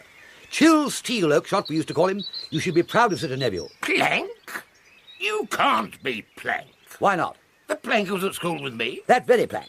But he was a fellow with an enormous trouser seat. Ah, yes, I see what's worrying you. As a boy, I was bountifully endowed with billowy curves in the area indicated, but I've been using Slimo, the sovereign remedy for obesity. You ought to try it, Muggsy. You put on weight. Well, I'm damned if I would have recognised him. Nor I you had not Bill Oakeshott here given me the office. We both of us altered since our joint school days. I don't think you had a white moustache then, did you? And there's no ink on your collar now. You really are, Plank? And what are you doing here? Major Plank is on a motoring tour around these parts, Uncle Aylmer. Oh, well, you'll be wanting to get along. Goodbye, Plank. That sad word will not be necessary, Muggsy. Prepare to receive tidings of great joy. I'm coming to stay with you at the manor. You're what? I couldn't refuse Bill's pressing invitation. And as your guest, I have consented to judge the bonny babies at your fete. You're not going to judge the bonny babies. Yes, I am. No, you're not. Let's not have any lip from you, Muggsy. Huh? I see you're standing for Parliament at the next election. Don't forget that as leader of that expedition, I could swing a lot of voters your way, or against you. I see. Blackmail. Do I judge those bonny babies then? Well, I must go to the inn now to get a few things fixed, and then I will present myself at your, or isn't it Bill's, home. You were doubtless anxious to hurry on and get my room ready. Southern aspect for choice, swept and garnished. You'll keep me company at the inn, won't you, Bill? I'll be in the bar. Take your time. Lord Ickenham had had time to walk to the inn, telephone Sally, and consume half a tankard of the good beer, when Bill came through the door of the bar, in a state of considerable excitement and anguish. Bill Oakeshott, you will say not a word till I have placed before you a tankard like mine. There, drink, and then tell me what's troubling you. You can't go on with your scheme of coming to the house. Can't? A strange word to use to the last of a proud family. Did my ancestors say can't when sent to put it across the Saracens and the Crusades? Stop! I'll explain. After you went away, Uncle Aylmer went off in his car, leaving me stuck there in the road with your suitcase. Then, providentially, Constable Potter came by on his bicycle, and I persuaded him to take the suitcase up to the house on his handlebars. I said it belonged to Major Brabazon Plank and that he was coming to stay. You told Potter that the suitcase belonged to Major Brabazon Plank? Yes. And his face lit up, and he said, Major Brabazon Plank, coup, I knew him well from my old village. I played cricket with him hundreds of times. I'll step up and shake hands with him when I finished my tea. You're sure Potter got the words Brabazon Plank correctly? Yes, sure. Then what we must do is to tell the blasted Potter that I am your Plank's and his Plank's brother. Plank's brother? Could we get away with it? There are no limits to what I can get away with when I'm functioning on all cylinders. We might go and call on Potter now while he's eating his tea and make sure he gets the picture clearly. Where does he live? Just around the corner. Then finish up your beer and we'll go straight away. The game's afoot. Any questions? No questions, sir. Forward march. In the garden of the little house labelled Police Station was a pram containing a 9-month-old baby who was taking a nap. Is Potter a married man? No, that's his sister's baby. She lives with him. Her husband is a steward on one of those South American liners. He's away most of the time. But not all the time, one deduces. Oh, hello, Mr. William. Oh, hello, Potter. We thought we'd look in. This is Brabazon Plank. Constable Potter, I was anxious to make the acquaintance of one of whom I've heard so much. My brother has told me all about you. So you're the brother of the chap I used to play cricket with at Lower Shagley? He never told me he had a brother. He kept things from you, did he? Too bad. Yes, I am his elder brother. Bill Oakshott was telling me you knew him. He said you was him. Surely not. Oh, yes, he did. He gave me your suitcase to take to the manor. He said this here belongs to Major Brabazon Plank, didn't you, Mr. William? Well, Obviously a slip of the tongue. He meant Brabazon Plank Major, as opposed to my brother, being younger than me, Brabazon Plank Minor. And what renders it all the more complex is that I myself am a mining engineer by profession, so you've got to accept that the minor is the major and the major is a minor. I have known strong men to break down realising this. Well, I must say... Oh, hello, Mrs. Stubbs. We were just giving your baby the once-over. What? Your baby, madam? Is this remarkably fine baby yours? Yes, sir. It's my little Basil. What a sweet name. And a sweet child. A starter, I hope. Sir? You have entered him for the Bonnie Babies contest at the Fete. Oh, yes, sir. Good, excellent. It would be madness to hide his light under a bushel. Have you looked at this outstanding infant closely, Bill Oakshott? You never have a better opportunity to study a classic yearling. And what lungs! I always mark heavily for lungs. I should explain, madam, that I am to have the honour of acting as judge at the contest at the Fete. You are, sir? Yes. Oh, there, Basil. Is your husband at home? If so, I would advise him to put his shirt on this child for top honours in the Bonnie Baby show. Oh? You too, Constable Potter. Where is Constable Potter? Well, we were pushing along now, Bill. We have much to do. Goodbye, Mrs. Stubbs. Goodbye, baby. Goodbye, Omga. Oh, well, Potter's gone, of course. Goodbye again, Mrs. Stubbs. Potter had indeed gone to find Sir Aylmer. Potter had recognised this so-called Major Brabazon Plank as the George Robinson of East Dulwich he had arrested a year ago in London at the dog races. That made two of them, George Robinson and Edwin Smith, impostors, now both staying at the manor.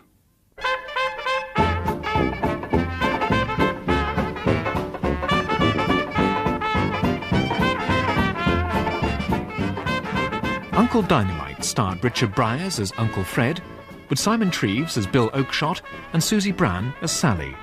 Charles Gray was Sir Aylmer, Josephine Tewson, Lady Bostock, and Chris Emmett, Policeman Potter. The narrator was Paul Eddington. Uncle Dynamite was written by P.G. Wodehouse and adapted for radio by Richard Osborne. The producer was Gareth Edwards.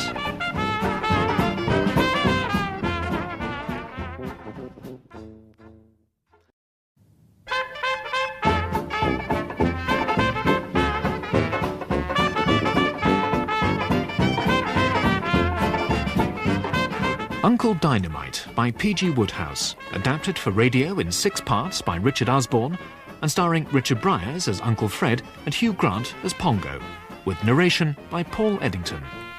Episode 4, Night Alarms and Excursions.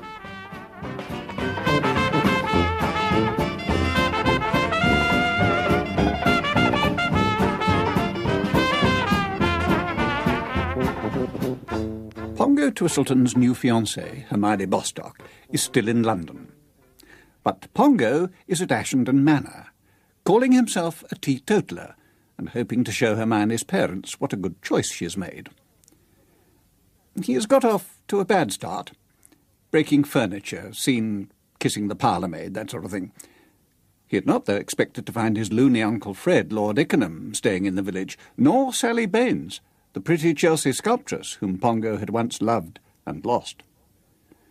Nor had either Pongo or Lord Ikenham expected to be recognised by the Ashendon policeman as the George Robinson and Edwin Smith of East Dulwich, whom he had arrested a year ago. Why, Pongo, in a country house garden and reading a book. What a change from the London clubman with suede gloves and tight-rolled umbrella. You're just the man I was looking for. But I left you at Ikenham. The parting was agony. You told me you were going to London. So I did. You never said a word about coming to Ashendon Oakshott. No, but you know how it is. Things happen, one's plans become modified. Oh, God, I might have known it. You were going to start something. No. Then what's up? I don't know that I go as far as to say anything was actually up. Certain complications have arisen, that is true. Let me begin at the beginning. I went to London and gave Sally dinner, and she revealed why she wanted so urgently to see me. Her brother Otis is in trouble again. Yeah, I might have guessed. And she asked me to tell you about it and endeavour to enlist your aid. Very well. Tell me. I'll do anything I can for Sally, as you know. Quite. Well, Otis is in this new publishing business of his.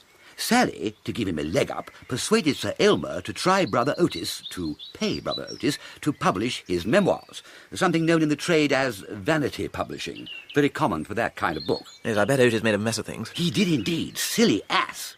He got the photographs of Sir Aylmer muddled with the photographs intended for some sort of art book.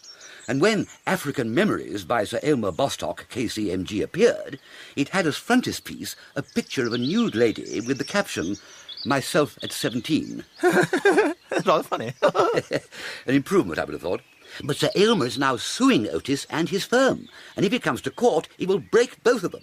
Sally stands to lose a lot of money, besides having her beastly brother living with her again and feeding out of her larder. So you say she wants me to plead with the old boy and get him to settle the thing out of court? Yes. Well, I'll do what I can. You speak as though you had doubts. Doesn't he love you like a son? I wouldn't say absolutely like a son, no. You see, I broke one of his African treasures. You do break things, don't you? And this has rankled? I fancy it has to some extent, yes. Still, he may come round. Of course he will. You must persevere. Oh, rather, yes, I shall. That's the spirit, quite right. Remember what it means to Sally. And one other thing, Pongo. You remember you came to Ikenham and borrowed a bust to put in the corner where the other one had been, the one you broke? Yes, well, everything went according to plan. I sneaked it in all right. Testing experience, though. Beetling across the hall with the thing in my possession, expecting every moment to feel old Bostock's hot breath on the back of my neck. Yeah, quite. Yeah. Well, I'm rather afraid I need it back. What? You see, that bust you snitched from Ikenham was one that Sally had left with me, and it contained, and contains still, I hope, jewels of great price that Sally's American friend is to smuggle past the New York customs next week. Huh? Now stand by for a further complication. Oh, God. Well, go on. And it's top marks to Sally, what I'm going to tell you. She decided that as she knew the geography of the manor, and I didn't, she'd sneak in and rescue the bust with the jewels in it. She did that. Brave girl. She'd make a wonderful wife for you, Pongo. Did Uncle Fred get on with it? But as she was sneaking out with it, she ran into Lady Bostock. Oh, my God. No, Lady B was charming, misunderstood the situation, promised Sally a cheque, took the bust from her, and locked it in the cupboard in the curio room. Where it still is with a few thousands of pounds worth of jewels in its head. Correct. I know what you're going to say now, Uncle Fred. You want me to sneak down in the middle of the night, break open the cupboard and pinch the bust. Well, I'm jolly well not going to do it. Do you hear? Calm yourself, my dear boy. I will be doing the pinching. You? In person. But you can't get into the house. I wish people wouldn't tell me I can't do things. It's all very simple. My young friend Bill Oakeshott has invited me to stay as his guest at the manor.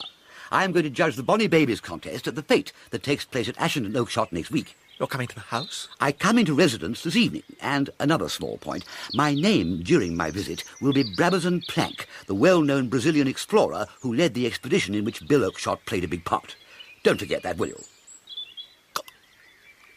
Pongo, control yourself. Really, to think that a nephew of mine should go to pieces like this. Boy! Boy, go! Hello, it's Constable Potter. I wonder what he wants now.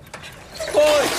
Hoy to you, Potter, guardian of the peace. You crave audience with us? Oh. Ho to you, then. What can we do for you? Oh, Brabazon Plank. I know your game. You call yourself Brabazon Plank, eh? Oh, you two look to me more like George Robinson and Edwin Smith of Nasturtium Road, East Dulwich. Oh, I went to my scrapbook and checked it. Don't tell me you're the cop who pinched us that day in London at the dog race. Yes, I am. Potter, you have an extraordinary memory for faces. You will go far in your chosen profession. Oh, thank you. What are you doing in these parts? Just paying a country house visit. Oh, yes. A fat lot of country house visiting you're going to do now. Pongo, I believe the gentleman intends to unmask us. Am I right, officer? Yes. I wouldn't. Oh. No, honestly, I wouldn't. Consider what will happen. I shall be ejected. You're right. You'll be ejected. And my place as judge of the Bonnie Babies at the fete will be taken by another, a judge less prejudiced in favour of your sister's little Basil. Little Basil will finish among the also-rans, and your sister will institute inquiries. And when she learns that it was through you that I was ejected, she will have a word or two to say to you on the subject. Think it over, my dear chap. Think it over. Cool. Your sister struck me as a woman of high spirit, the last person to mince her words to the man instrumental in robbing her child of the coveted trophy. Potter, I would think twice. Oh, There, Pongo, in my opinion, peddles a policeman whose lips are sealed. Sealed lips, my foot. He's probably gone to tell Sir Aylmer the whole story, and Hermione will be coming back from London any day now, and her father will tell her everything. Where does that leave me? Nonsense, Pongo. You have nothing whatever to worry about. Nothing? I like that, with you coming to stay with her people under what's the word? Pseudonym? Pseudonym, yes, and prowling her out, breaking into cupboards and pinching busts. Don't worry, Pongo. I'll do the job on my head tonight. Tonight? Yes. I phoned Sally from the inn. Everything's arranged. She will drive over in my car and be waiting in the garden outside the collection room at 1 Ikenham. By then, I shall have broken into the cupboard and retrieved the bust. I shall hand it to her, and she will drive off to Ikenham with it. It's as simple as that. Simple? Suppose you're caught. I am never caught. They know me in the underworld as the Shadow. I wish I could cure you of this extraordinary tendency of yours to look on the dark side. What other sides are there? Up at the manor, Potter, his lips otherwise sealed, has thought it his duty to warn Sir Aylmer that something is threatening, and is likely to strike tonight. Sir Aylmer naturally thinks that the threat is to his African curios, and suspects that this man calling himself Twistleton is up to something. Pongo, professing himself a teetotaler, had drunk barley water at dinner. Now, back in his room, there was one thing he wanted more than anything else, a good, strong whisky. 3 minutes later, in the drawing room, in his dressing gown, he was pouring with trembling fingers the snifter of a lifetime. He poured himself another and took it to the sofa and settled back to twiddle his bare toes and smoke a cigarette. But his solitude was short-lived. What? It's Elsie Bean, beloved of Policeman Potter. What ho, Bean? What ho, sir? You gave me a start. You gave me a start, sir. Making 2 starts in all. You must forgive me, Bean, for seeming a bit perturbed. When the door opened, I was afraid it would be Sir Aylmer. Do you remember describing him to me as an overbearing dishpot? Yes, sir, I remember. A dishpot he is, and a dishpot he will always be, and to hell with all dishpots, in my view. Well, come and sit down, young Bean. You look very pretty in that dressing gown and those curlers, if I may say so. How's the Harold Potter situation developing? Any change on the policeman front? Harold's a mess. He's an obstinate, pig-headed, fat-headed, flat-foot copper. I've no patience. So he still refuses to resign from the police? That's right. He came round tonight after supper, and we talked for an hour and a half, but nothing I could say would move him. No dice, eh? Too bad. It's that sister of his. She won't let him call his soul his own. I don't know what'll come of it, I'm sure. Oh, don't cry, Bean. Come a bit closer and let me pat your head. There. No, give Harold time and you'll find he'll be guided by the voice of love. What would guide him much quicker would be being bopped on the nose. Bopped on the nose? That's right. It would knock some sense into him. Harold's nervous. Nervous? That's why he got himself shifted to the country from London. He had some unpleasant experiences with blokes giving him shiners when he was pinching them, and it shook him. He came here for peace and quiet. And if people began bombing on the nose here... Well, if he found it was too hot being a Rosarier too, he'd give his month's notice and we'd all be happy. He won a nice bit of splosh on the football pools the other day. I want him to buy a pub and we could settle down. Yeah, happy ending. Well, the best of British luck to you both. I say, you wouldn't bop him on the nose, sir? No, I would not bop Harold on the nose. Or squash his helmet in when he wasn't looking? No, a man like Harold is always looking. No, I wish you luck, young Bean, and I shall follow your future career with considerable interest, but don't count on me for anything more than heartfelt sympathy. Oh, dear. I tell you what, why don't you wait till your brother, Bert, comes out of prison? September, you said it was, then get him to bop Harold on the nose. What's Bert in for? Resisting the police in the execution of their duty. He sloshed a slop on the napper with a blunt instrument. Well, there you are, then. Bert's the people's choice. Oh, come on, tails up, my dear young parlourmaid. Huh? Meanwhile, if I may ask, what are you doing here at this time of night? I came to get a spot of whisky. Oh, I'm most frightfully sorry. I ought to have offered you one ages ago. Well, it's for Harold. He's lurking in the garden. He asked me to get him a drop of something to keep out the cold. What's he lurking in the garden for? Some sort of copper's job, I expect. Oh, he says his lips are sealed. If he gave up being a copper, he could be in bed like other folks. I've no patience. Oh, there, Bean. Have a cigarette. Turkish this side, Virginia that. Oh, thanks. Let me light it from yours. Hold still. It is Bill Oakshott. Not for the first time, finding Pongo, the man engaged to Hermione, Bill's own adored object, in close communion with this attractive parlour-maid, and this time both of them in their night attire. Oh, hello, Bill. Oh, hello. Hello, Mr. William. Well, good night, all. I'll take this glass of whisky out to Harold. Pongo. Hello. Pongo. On the spot. Pongo, when I returned from Brazil, the day before yesterday it was, I was told you were engaged to be married to my cousin Hermione. That's right. Congratulations. Thanks. I hope you will be very happy. You betcha. And I hope, here's the rub, that you will make her happy. Oh, rather, yes, I should. Well, will you? You say you will. But I'm dashed if I see how it's to be done if you spend your whole time hobnobbing with parlour-maids. Eh? You heard. Hobnobbing with parlour-maids? Hobnobbing with parlour-maids. I shall give myself another snifter before answering that one. Oh, hell. Decanter empty. Look in that cupboard thing under the tray. Thanks. Listen, Bill, to offer a parlour-maid a cigarette isn't hobbing, nor when you light it for her is it nobbing. Natural good manners, and Sir Galahad and the Chevalier, what's his name? Bayard? The Chevalier Bayard would back me up. And it is a pity that some people, and I name no names, Bill, have minds like sinks. To the pure, all things are pure. Well, all that would go a lot stronger with me if I hadn't seen you kissing Elsie Bean yesterday, on the front steps. Good Lord, yes, so I did. It all comes back to me. Well, I kissed her, but only like a brother. And if you knew the circumstances... Like a brother? My foot! Twistleton! I wish you wouldn't call me Twistleton. I will call you Twistleton, blast you! If, Twistleton, you don't want your head pulled off by the roots and your insides ripped from your body... My dear chap... With my naked hands, cut it out! This Don Juan stuff. This butterfly stuff. This way you have of flitting from flower to flower and sipping. Lay off it, Twistleton. Give it a miss. Curb the impulse. Kiss fewer parlour-maids.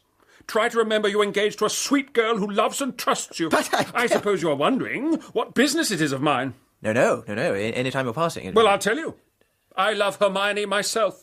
Have done for years and years. No, really? Yes. Years and years and years and years. I've never told her. No? No, she knows nothing about it. Quite. And loving her like this, I feel it is my job to watch over her, like a governess? Not a governess, elder brother, and protect her, and see that no smooth bird comes along and treats her like the plaything of an idle hour. I don't object to her marrying another man. That's wonderfully broad-minded of you. At least I do. It's agony, but it's up to her, so long as it makes her happy. All I want is her happiness. It's very creditable. But get this, Twistleton. Yes. This is what I want to drive into your nut. If I found that other man was playing fast and loose with her, two-timing her, breaking her gentle heart by going and whooping it up round the corner, I would strangle him like a dog? No, not a dog, silly ass. Who the Dickens strangles dogs? Like a foul snake. That's all I've got to say. Good night, Twistleton. But, Bill... Ouch! Good God. Mugsy. Frightfully sorry, old thing. Swallow sleepwalking. I'm sorry to disturb you. Oh. Uncle Fred. God, you made me jump. What brings you here at this hour of the morning? I've come for the same reason as apparently you. Whiskey. An admirable late-night drink. Soothing and stimulating at the same time. Do the honours, Pongo. I've just had a run-in in the dark with an angry ex-colonial governor. He thinks I'm a burglar.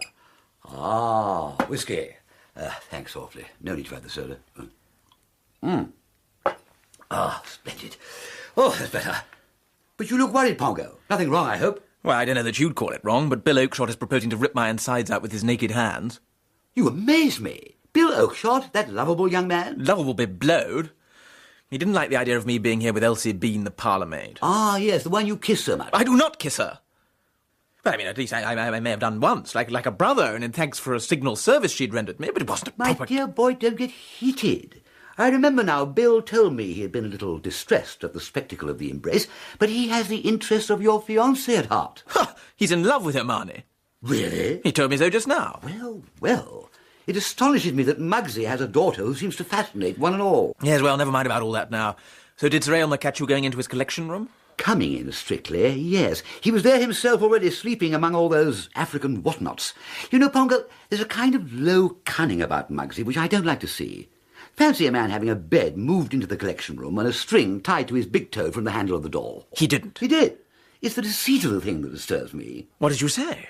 It was Muggsy who did most of the saying. Well, I mean, how did you explain? Oh, that was simple enough. I told him I was walking in my sleep. And he swallowed that? Well, he might have stopped to argue, but he thought he heard things happening in the garden.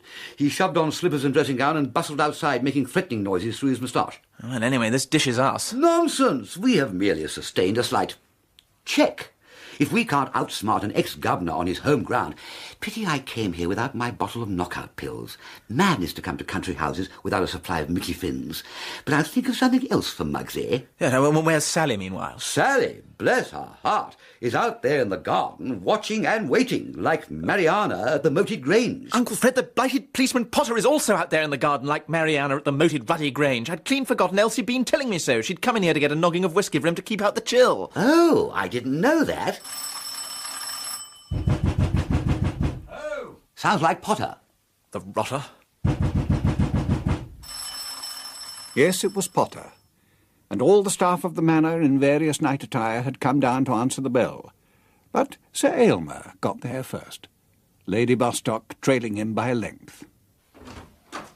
Potter! Sir? Was it you making that infernal noise? Sir? Ringing the damn bell at this hour?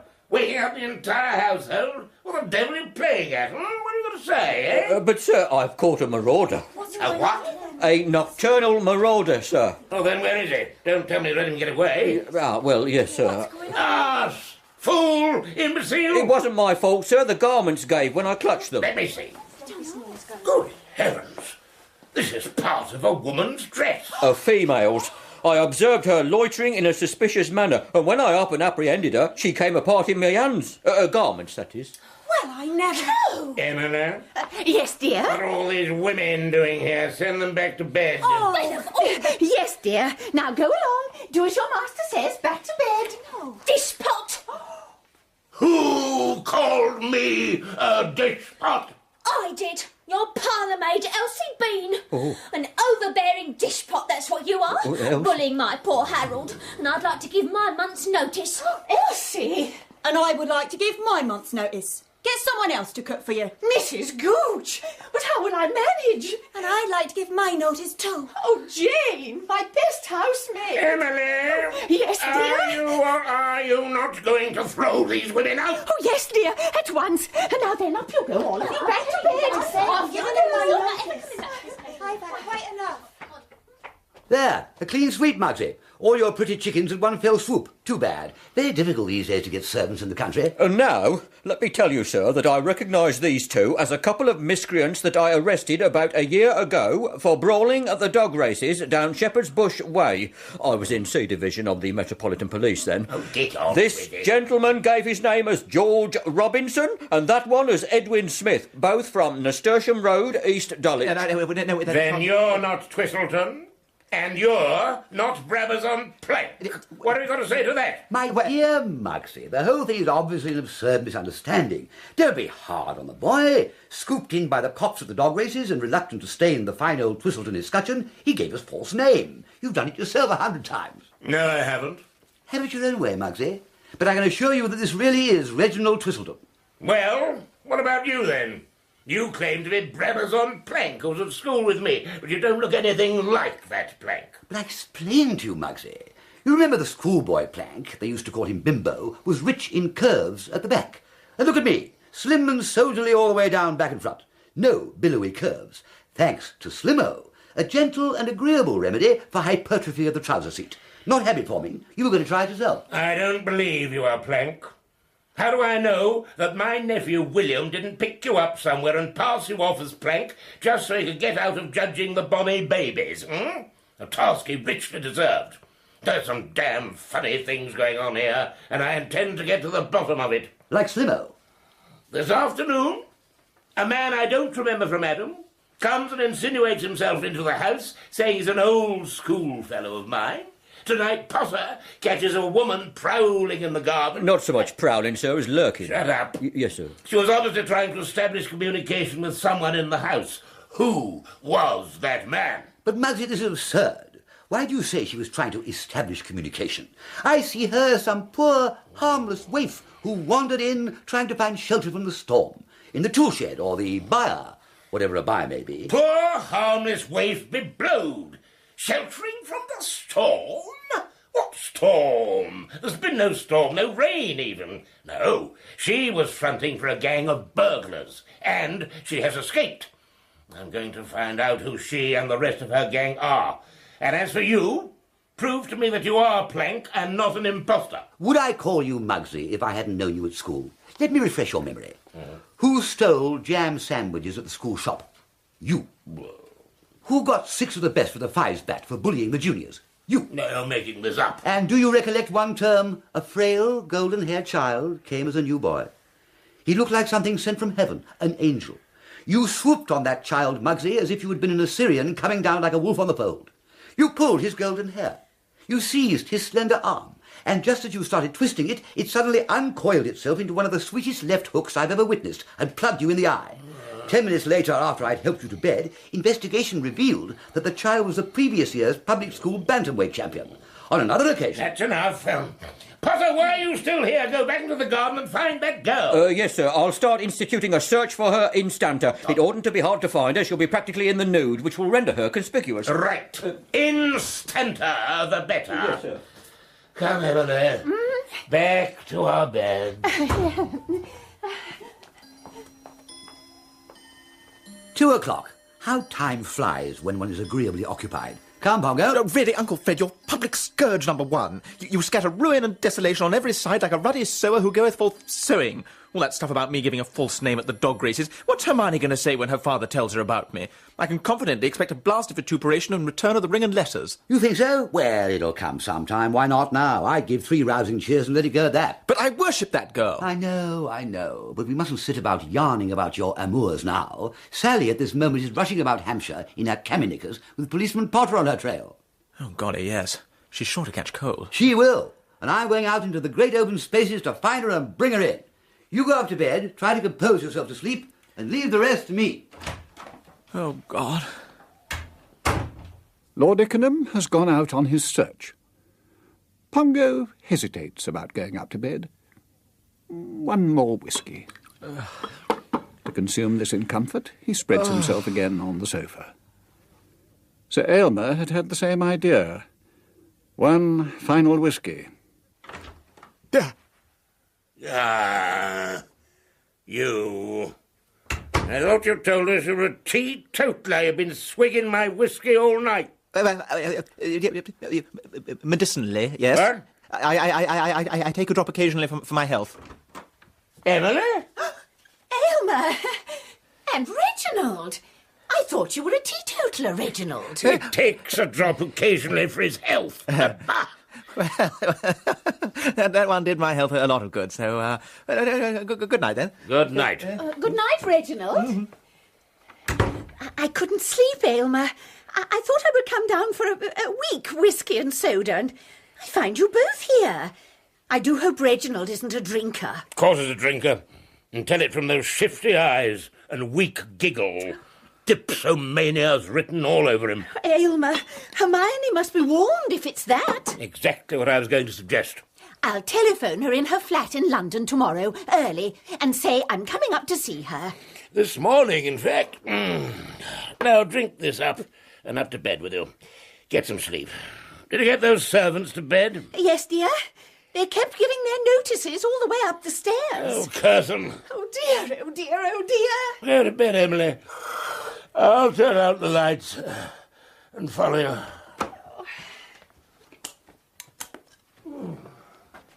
Pongo had gone to his room, and with a relieved home at last, he opened the door.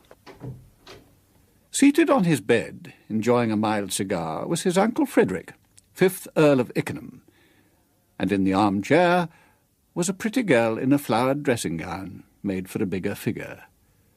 Sally Baines. Ah, Pongo. What? We wondered when you'd be coming back to your room.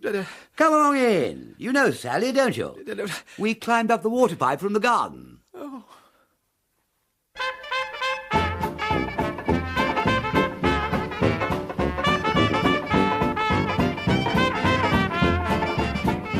Uncle Dynamite starred Richard Briers as Uncle Fred and Hugh Grant as Pongo, with Simon Treves as Bill Oakshott, Charles Gray as Sir Aylmer, and Josephine Tewson as Lady Bostock.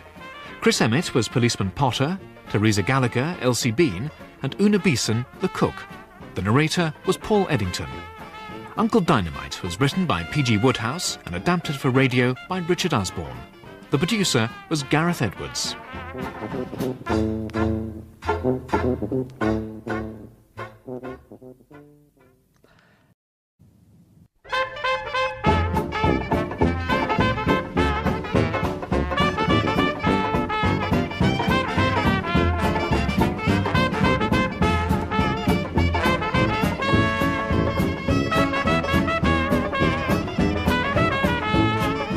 Uncle Dynamite by P.G. Wodehouse, adapted for radio in 6 parts by Richard Osborne, and starring Richard Briers as Uncle Fred and Hugh Grant as Pongo, with narration by Paul Eddington. Episode 5, Engagements and Re-engagements.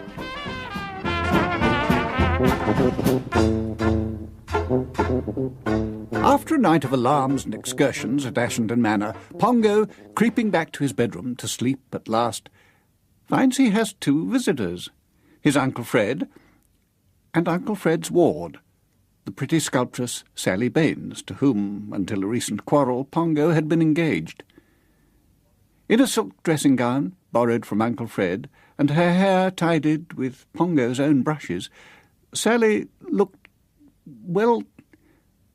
Pongo caught his breath, and Sally smiled at him. 2 blows to the heart. Oh, hello, Pongo. Hello, Sally. It's nice to see you again. Do you look very well? Oh, rather. Or rather, come on, what is all this, Uncle Fred? What's Sally doing here in my room? Seeking sanctuary, just for the time being, till we can make other arrangements. Oh, God. Why do you say, oh, God, my boy? What seems to be the difficulty? Well, how the dickens can she stay in my room? Why not? You can have a shakedown in mine. I have a very comfortable chaise longue. But what about people coming in here? When? Tomorrow morning. You mean later this morning, don't you? It's nearly 3 Ikenham now. Crikey, is it? All that's needed is to square the parlourmaid. And how, pray, are you going to square a parlourmaid? I've done it already. Briefly, what happened was this. I left you drinking in the drawing room and went into the garden to find Sally. And I did find her, in the potting shed, watering the geraniums with her tears. I was not. Uncle Fred, you do talk most utter bilge. I was only making a good story of it. Actually, your attitude was heroic. I was proud of you, and so should Pongo be at this happy ending. What happy ending? I see Sally as a little storm-tossed boat that has put into harbour after the diggings of a gruelling from the winds and waves, and can now take it easy for a bit. Where was I, Sally? Potting shed. Ah, yes. I gave her my dressing gown. She was in shreds after that policeman had grabbed at her in the dark. We crept forth, not letting a twig snap under our feet. And while we were creeping, we heard voices. Constable Potter and the parlourmaid Elsie Bean in angry pow. They're engaged to be married, you know. Yes, and she was giving him hell for not resigning from the force. She said she had given her month's notice to Lady Bostock and that he was a cowardly custard. Quite right. She said he was afraid of his sister, and why couldn't he hand in his truncheon and handcuffs and buy that pub and settle down with her? She said she had no patience with him. Yes, so he left off the chase for Sally and walked away into the garden like a man who'd had his ears pinned back properly. And it was then that we emerged and said a cheery hoy to Elsie.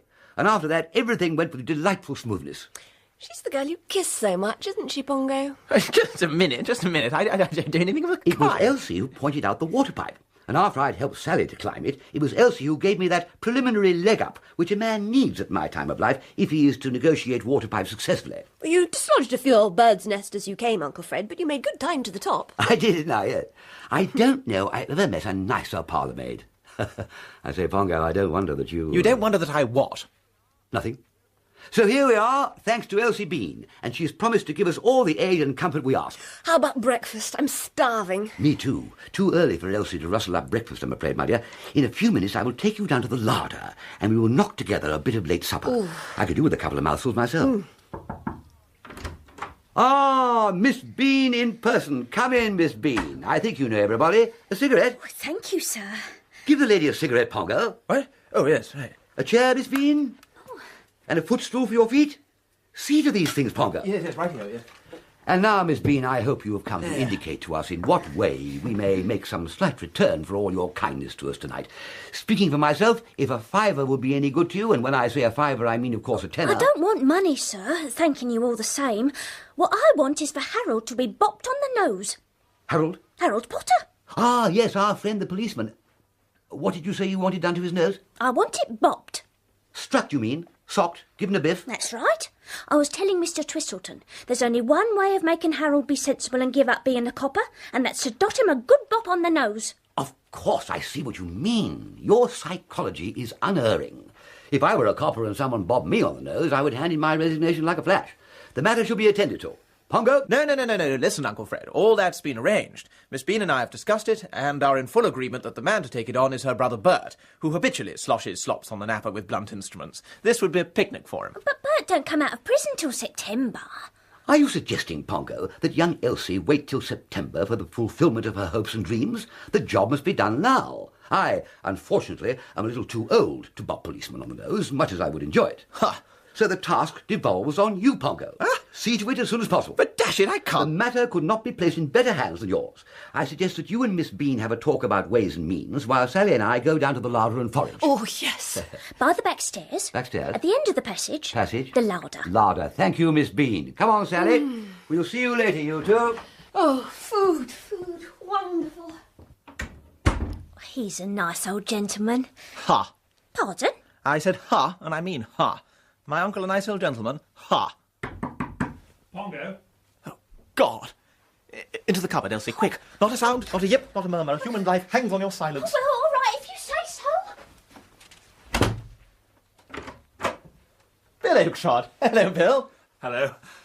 I'm glad you're still up, Pongo. I wanted a word with you. Huh? May I sit here? Yes, fine. Well, it's getting late, actually. I'm not keeping you up, am I?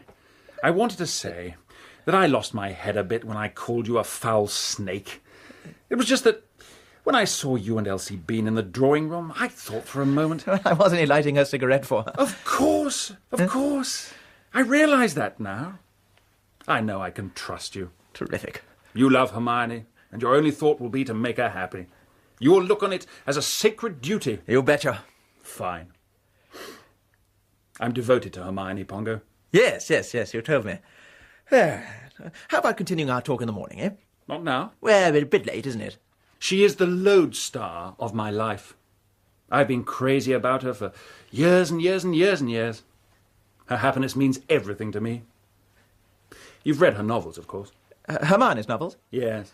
Well, I'll tell you, she gave me her latest to read while I was here. I haven't got far into it yet, but I can tell from the first page it's the Berzesus. What? Berzesus. Oh, yes. Strikes a new note, you might say. Which one was that? And I've forgotten the name, but I know it was called something. Amazing that she can write all those wonderful books. Rather. And still be a simple, healthy, out-of-doors girl. Never happier than getting up at 6 in the morning for a long walk through... 6 in the morning? She doesn't get up at 6 in the morning, does she? In summer, always. And in winter? 7. She sometimes does half a round of golf before breakfast. Before whose breakfast? She's marvellous. Well, good night, Pongo. You'll be wanting to go to bed. Good night, and thank you for being so understanding. 6 in the morning? Crikey. Well, come on out, Elsie Bean. The danger's past. Why did I have to go killing myself in cupboards? It was only Mr. William. Only? If he'd found you here, he'd have pulled my head off and scooped out my inside. Oh, what a nut! We don't want that happening before you've bopped Harold, do we? Well, how on earth am I supposed to set about the bopping sequence? It's not the simplest thing in the world to walk up to a 16-stone copper and sock him on the beezer. It wants leading up to it. And even then... Well, how would it be if you pushed him into the duck pond? What duck pond? The one outside the front gate. Well, he may not go near the ballad duck pond. Oh, he does, regular, at the end of his beat. He goes and stands there and lights his pipe. Creep up behind him, you mean? That's right. And give him a hearty shove? Yes. Yes. Yes, I see what you mean. I will give the matter my attention. You may have found the solution there. Meanwhile, take a squint out of the door and see if the coasts are clear. If they are, pick up your feet and streak along back to your dugout like a flash. Oh, now what? Sally and Uncle Fred. As good a little meal as I've ever tasted, eh, Sally? 3 chunks of pie you had. How do you keep your figure if you eat like that? And And now, bed, don't you think? Pongo, gather your things and come along with me. Start packing. I can lend you a razor and my great sponge, Joyeuse. You and Miss Bean have settled things, I hope? Oh, yes, sir. Mr. Twistleton is going to push Harold into the duck pond. But now, capital. You'll enjoy that, Pongo. Remember, in pushing policemen into duck ponds, the follow-through is everything. Come along. Good night, Miss Bean. Good night, sir. Good night, Sally. Good night, Uncle Fred, you old... What? No kiss for me, Sally? Good gracious, no. What would Hermione say? Yes, quite. What would Hermione say? Yeah.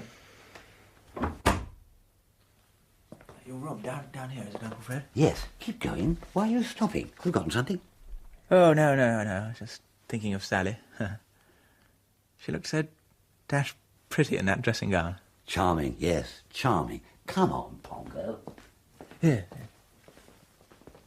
Meanwhile, Hermione's mother, Lady Bostock, has arrived at the block of flats where her daughter lives in London. Just as Hermione, dressed to the nines, is setting forth towards lunch. Hermione! Mother! Oh, dear. Have you got to go out? I came up specially to talk to you. I must. I'm being given lunch at Barry Bolt's and I'm late already. What did you want to talk to me about? Oh, dear. It's Reginald. Oh, dear. Reginald? Yes, dear. Your father... Has father been barking at Reginald? I told him quite clearly that he was to treat Reginald as an ewe lamb. If he's been barking at him, I'll have a few... No, dear. Your father may have raised his voice to Reginald, but not barked. Mother, I'm sorry, I must fly. Here's the key. Stay in the flat. You'll find all the picture papers there. I'll see you for tea. Oh, dear. It's such a long story. I must run, Mother. My car's just round the corner. I'm lunching with a publisher. Oh, that nice Mr. Popgood? No, this is a new one. He wrote to me a few days ago saying he'd like to have me on his list and suggested luncheon.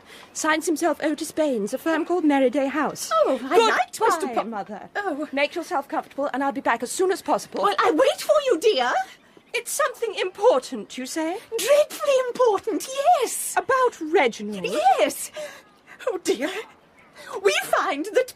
Mother, I just looked at the time. I'm sorry, I must rush. But I'll be back. Oh, dear. Oh, dear. The publisher who was waiting at Barrybolt's to give Hermione lunch was Otis Baines, Sally's brother. Otis, walking in dread of the lawsuit Sir Aylmer Bostock was bringing against him, had seen in the Tatter that Sir Aylmer's daughter had written novels under the name of Gwyneth Gould. Why not offer her generous contracts on her next 3 novels, and see if she would persuade her father to call off the lawsuit? And what more persuasive than lunch at Barrybolt's, cost what it might. Miss Gould! Mr. Baines, I hope I'm not late. Oh, no. Come along in. As Otis expanded on his subject, Hermione's eyes lit up with excitement. 4-figure advances against 20% royalties, rising to 25%. Signing sessions at the smartest bookshops, full-colour ads in the Sundays, and discreetly organised items in the gossip columns. Gwyneth Gould's name would ring round the salons, and her bank balance would soar. I like the sound of this. Very much. But there's a snag. I shall have to go slow on signing you on for the Merryday list. Snag? What snag? Well, I'm being threatened by a lawsuit, and it might cripple me and Merryday financially. You see, Miss Gould, this vindictive man, an ex-governor of a colony, I understand, Sir Aylmer Bostock, is pressing me for enormous damages. It's a silly thing, really. I shouldn't really... Well. Is that so? Sir Aylmer Bostock just happens to be my father.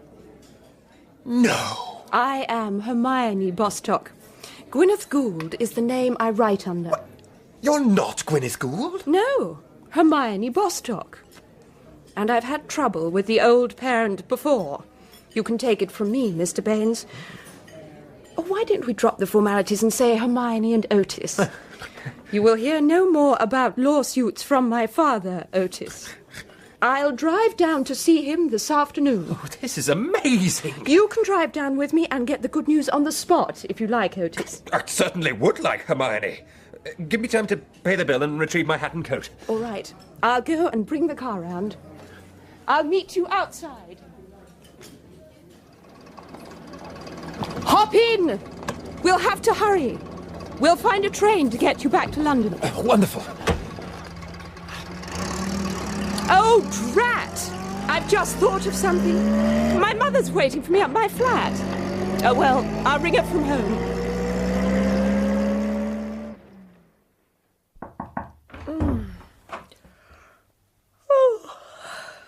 Afternoon, Miss Baines. Oh, good morning, Elsie. Oh, glorious day. They've given Mr. Twistleton the honoured guest room, obviously. South aspect, balcony, view over the downs. Hi there! Mind your backs! Oh, what was that? Sounded like something landing on the balcony. It's a small suitcase. And it's your uncle below, Lord Ikenham. Oh. Elsie, that's clothes for Miss Baines. Tell her I'll be along in 10 minutes. Yes, sir.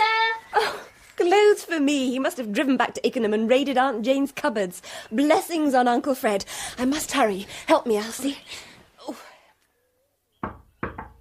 All right, Sally? Oh, it's his lordship. Thank you, Elsie. You've looked after me wonderfully. I must go now.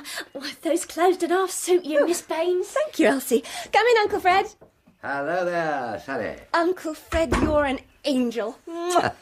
Nobody saw you, I hope. Not a soul. The enemy's lines are thin and poorly guarded. Your hostess went up to London soon after breakfast, and Muggsy, I understand, is at a neighbouring village trying to sell someone a cow. Then why not switch the bus now while the coast's clear? I thought of that, of course, but I find Muggsy has locked the door of the collection room and gone off with a key. As I was saying to Pongo last night, there's a streak of low cunning in Muggsy's nature which one deplores. Still, don't worry. I'm biding my time. That's the sort of man I'm, as the song goes. I shall arrange everything to your full satisfaction. Says you? Sally, don't tell me you're losing confidence in me. Oh, darling Uncle Fred, of course not. Why did I speak those harsh words? Consider them unsaid. They are already expunged from my memory. My word, you look charming in that coat of your Aunt Jane's. Quite a vision. No wonder Pongo loves you. Not any more. More than ever. Really? I was noticing the way his eyes popped out last night every time they rested on you. Did you ever see a prawn in the mating season? Like that. One of the last things he said to me was, "She looked dash pretty in that dressing gown." If he thought I looked pretty in a dressing gown made for a man of 6'2", it must mean something. Love, my dear, love. I tell you, he would die for one little rose from your hair. How are conditions at your end? Oh, I haven't changed. You love him still? Uncle Fred, I'm crazy about him. That's satisfactory, but odd. I'm fond of Pongo myself, but not crazy about him. Oh, it's quite easy. Bless his precious heart. He's a bar lamb. A sweet, woolly bar lamb that you want to stroke and pet. Well, have it your own way. Anyway, I have an idea that he will soon be at liberty to pay his addresses to you. This engagement to Hermione Bostock can't last. You certainly do spread sweetness and light, don't you, Uncle Fred? One does one's best. The obvious mate for Hermione is her cousin Bill Oakshott, who's been devoted to her for years and years and years and years. But he's too mild in his methods of wooing. He doesn't tell his love, but lets concealment, like a worm i' the bud, feed on his damask cheek. Yes, I've noticed how damask his cheek is. You can't run a business that way. I intend to have a very serious talk with young William next time I see him. But Pongo's the first problem. He's worried, poor darling, terribly worried about the job you and Elsie have bullied him into, pushing the policeman to a duck pond. But we owe a debt of honour to Elsie Bean, and it must be paid. What's Pongo's worry? The duck pond is quite close. Where is it? Just outside the front gate, a mere step. And there, Miss Bean tells me, Policeman Potter stands at the end of his beat, smoking a pipe and, Miss Bean alleges, thinks of her. To further the interests of a girl like La Bean, the finest parlour-maid who ever flicked a duster, I would have pushed 20 policemen into 20 ponds when I was Pongo's age. But Pongo's got such a rare, sensitive nature. Well, so had I in those days. What's your worry about Pongo? I've studied Pongo, and I've recently been studying this thing of pushing policemen into ponds, and I'm now convinced that what's needed to get the best results is a girl whose clothes the policeman shredded the previous night. Good God, Sally! You don't mean... Yes, I do. My mind's made up. I'm going to pinch hit for Pongo. It's a far, far better thing that I do. I forget how it goes on after that. Goodbye, Uncle Fred. See you later. The balcony water pipe exit, I think. Oh, oh. What a girl. Lord Ikenham left by the door into the passage, like any lesser mortal. And in the hall downstairs, he met Bill Oakshott. Oh, there you are. Fine. Fine, yes. I've been wanting a word with you, but it's your house, so tell me what's fine about seeing me. Embarrassing, because it's about your nephew, Pongo. Pongo? Don't tell me he's been kissing parlour-maids again. No, worse. I was driving my Aunt Emily to the station this morning to go to London, and she told me she discovered Pongo was a dipsomaniac. She was going to tell Hermione all about it. Poor old Pongo, he does get it in the neck. I can tell you, Bill, and your aunt and uncle, if they care to listen, that Pongo is no dipsomaniac. He's not really a drinker at all. But if this slander helps Pongo to get the heave-ho from Hermione, it's a bit of goose for Pongo, and for you, Bill, surely. Me? Yes, Bill, you. Well-informed circles tell me you love Hermione. Well... Have loved her for years and years and years and years and years, and would make her yours. Why... yes, that's right, as a matter of fact, but Pongo or no Pongo, I've never been able to tell Hermione. You can't go barging in on a girl, telling her you would make her yours if she's engaged to another chap. Of course you can. How about young Lochinvar? He did it and was highly thought of as a consequence. You need have no morbid scruples about swinging Hermione Bostock onto your saddle bow. Anyway, Pongo's in love with someone else.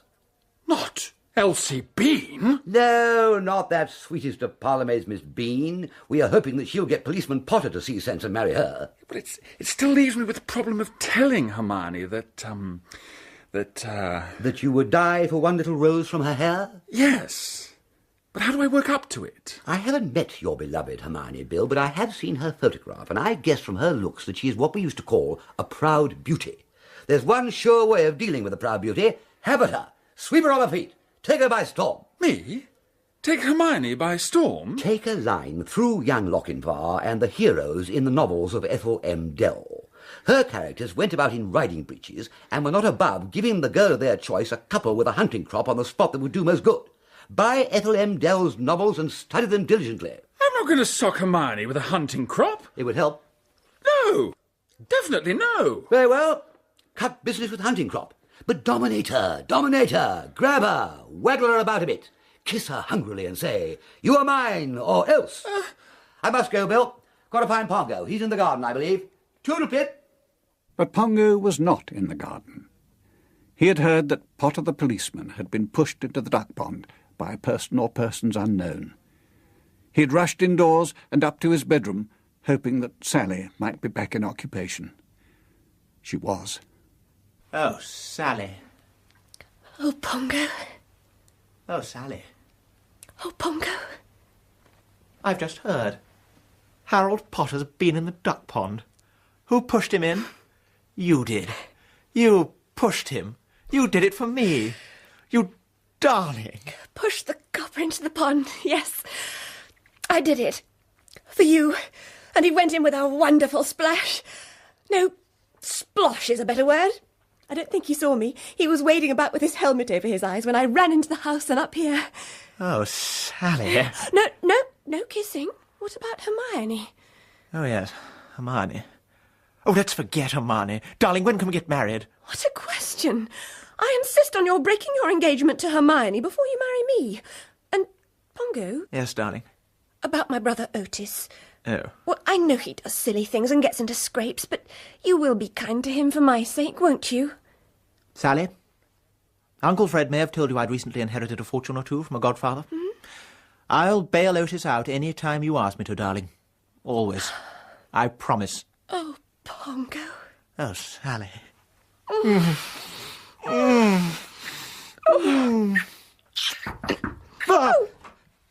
Oh, Elsie Bean. Why didn't you sound your horn? You frightened me. Come up with some tea for Miss Baines.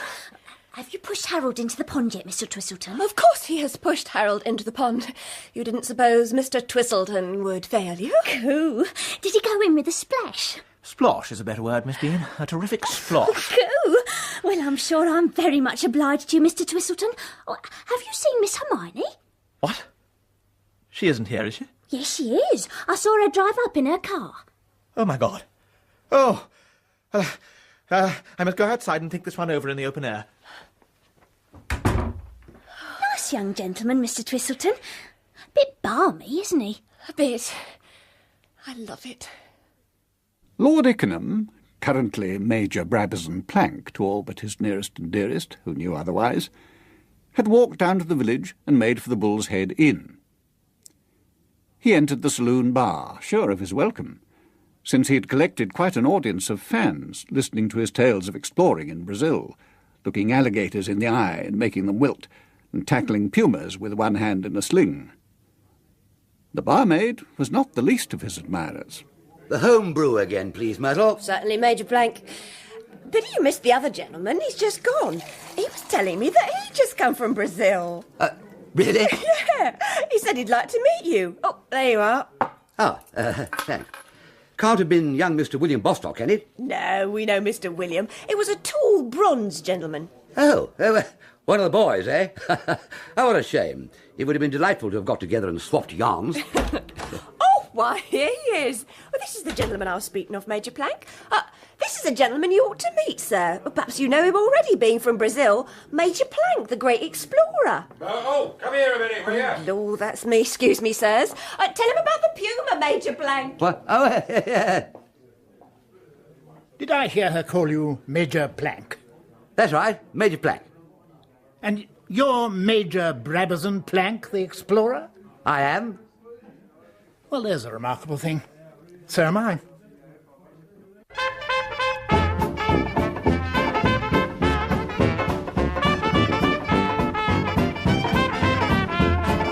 Uncle Dynamite starred Richard Briers as Uncle Fred and Hugh Grant as Pongo, with Simon Treves as Bill Oakeshott, Susie Brown as Sally, Josephine Tewson as Lady Bostock, and Teresa Gallagher as Elsie Bean.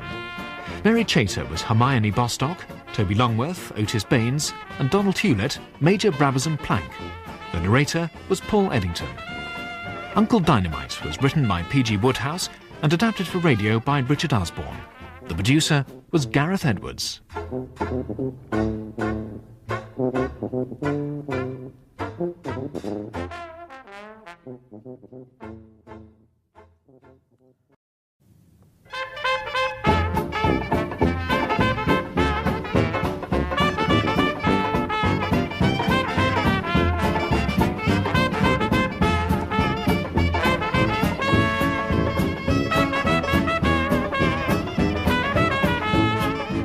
Uncle Dynamite by P.G. Wodehouse, adapted for radio in 6 parts by Richard Osborne and starring Richard Briers as Uncle Fred, with narration by Paul Eddington.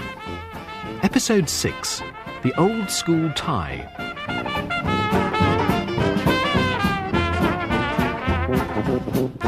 Lord Ikenham, in his determination to spread sweetness and light, has agreed to be judge at the Bonnie Babies competition at the forthcoming village fete. He's claiming to be Major Brabazon Plank, a headline hero, an explorer just back from the jungles of Brazil. However, enjoying a quiet mug of ale in the bar of the Bull's Head Inn at Ashendon Oakeshott, he encounters the real Major Brabazon Plank. The impostor Earl faces his namesake without a tremor. Well, well, I've been calling myself Brabazon Plank, and now you pop up, the real Brabazon Plank. You owe me 2 bob. 2 bob? 2 bob. Are you crazy? It's a point on which opinions differ. Some say yes, I maintain no. 2 bob.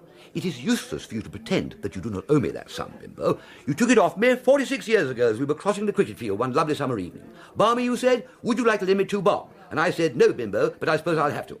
Bimbo? Barmy? Cricket field? God, you're Barmy Twistleton. Ah, so I was in those days, but I've come on a lot since then, Bimbo. You see before you Frederick Altamont Cornwallis, 5th Earl of Ickenham, and one of the hottest earls who ever donned a coronet. Good Lord. Quite. The boy you knew as a wretched mere-on is now a peer of the realm, looked up to like the Diggins by one and all. Just mention to anyone that you know Lord Ickenham, and they'll fawn on you and stand you lunch. Barmy Twistleton, well, I'm damned. I wouldn't have recognised you. Just what Muggsy Bostock said when we met. You remember him, Muggsy Bostock? Yeah, I'm afraid I do. Did you know he lived in these parts? I knew his nephew, Bill Oakeshott, lived here. I motored down to see him. He was with me in Brazil. You aren't on your way to Ashendon Manor? Yes. Turn round and go back, Bimbo. You must not visit Ashendon Manor. Why not? Because I am already in residence there under your name. It would confuse Muggsy dreadfully if he were confronted with a couple of us. You're staying in Muggsy's house under my name? Yes. Well, to be accurate, I'm staying in Bill Oakeshott's house as Bill's guest. Muggsy, he tells me, settled into the house unasked with wife and daughter when Bill's father died, and he's got stuck into the woodwork. Typical. Quite. Not at all to Bill's taste. And I am staying there with Bill under the name of Brabazon Plank. So Muggsy thinks you're me? Precisely. But why? Why are you staying with Muggsy under my name? It's a long story, Bimbo, and will bring tears of boredom to your eyes. Why not take it for the moment that your old crony wouldn't be doing this without a motive, and that the motive is a good one? Whatever your motive is, I don't like it. So you better get back to Muggsy's and start packing. What?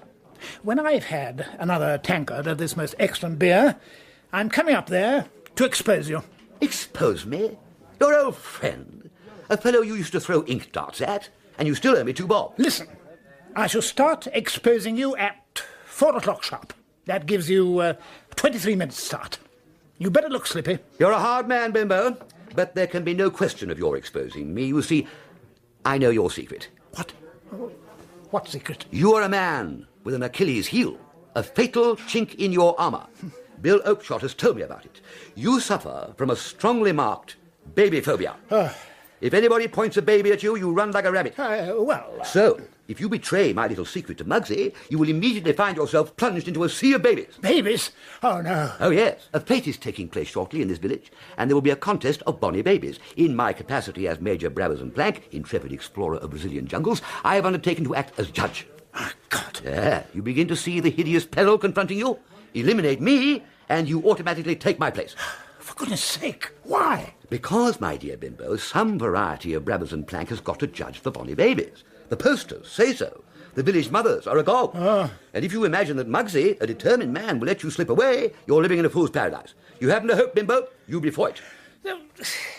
Why don't they get the curate to do it? I mean, curates are trained for this sort of thing at theological college. It's what curates are for. The curate's got measles. Oh, silly ass. Not a nice thing to say of a man who is lying on a bed of pain with pink spots all over him.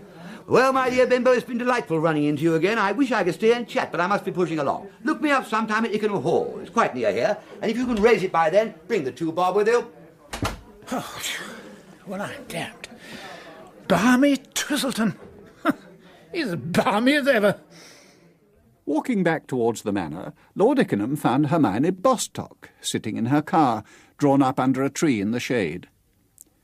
She had deposited Otis Baines to wait at the inn, and was making notes for her next novel. Lord Ikenham recognised her from her photograph. Ah, Miss Bostock, I believe. My name is Briers and Plank. I am a guest here at your father's house, Bill Oakshott's house, I mean. I am Bill's guest. How do you know who I am? I've had the honour of studying a photograph of you. Oh, yes, the one in the Tatler. No, not that one. The one which your cousin Bill Oakshott carries always next to his heart. I didn't know Bill did that. Well, as you know, I was leader of the expedition up the Amazon of which Bill was so prominent a member, and every time he got a touch of fever, he would pull your photograph out and kiss it, murmuring in a faint voice, "I love her, I love her, I love her." What? Very touching, I thought, and so did all the rest of the personnel. It made us feel finer, better men. It's kind of you to tell me this, Major, but I am engaged. When he marries you, Bill will be getting a prize, and so, my dear, will you. Bill will make you a fine husband. A man who can prop open the jaws of an alligator with a stick and then, avoiding its lashing tail, dispatch it with a meat axe, is a man who can be trusted to help sack the cook. Nobody will rejoice more heartily than I when the bells ring out of the little village church and you come tripping down the aisle on Bill's sinewy arm. But I'm not even engaged to Bill. Nonsense. You must be. How about that I love you, I love you, I love you stuff? I am engaged to someone else.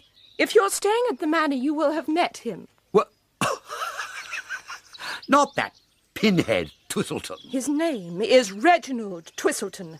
I'm sorry you consider him a pinhead. My dear girl, it isn't only I that consider him a pinhead. Everybody does. You mustn't dream of marrying Reginald Twistleton. Even if you didn't have Bill Oakshott on your waiting list, it would be madness.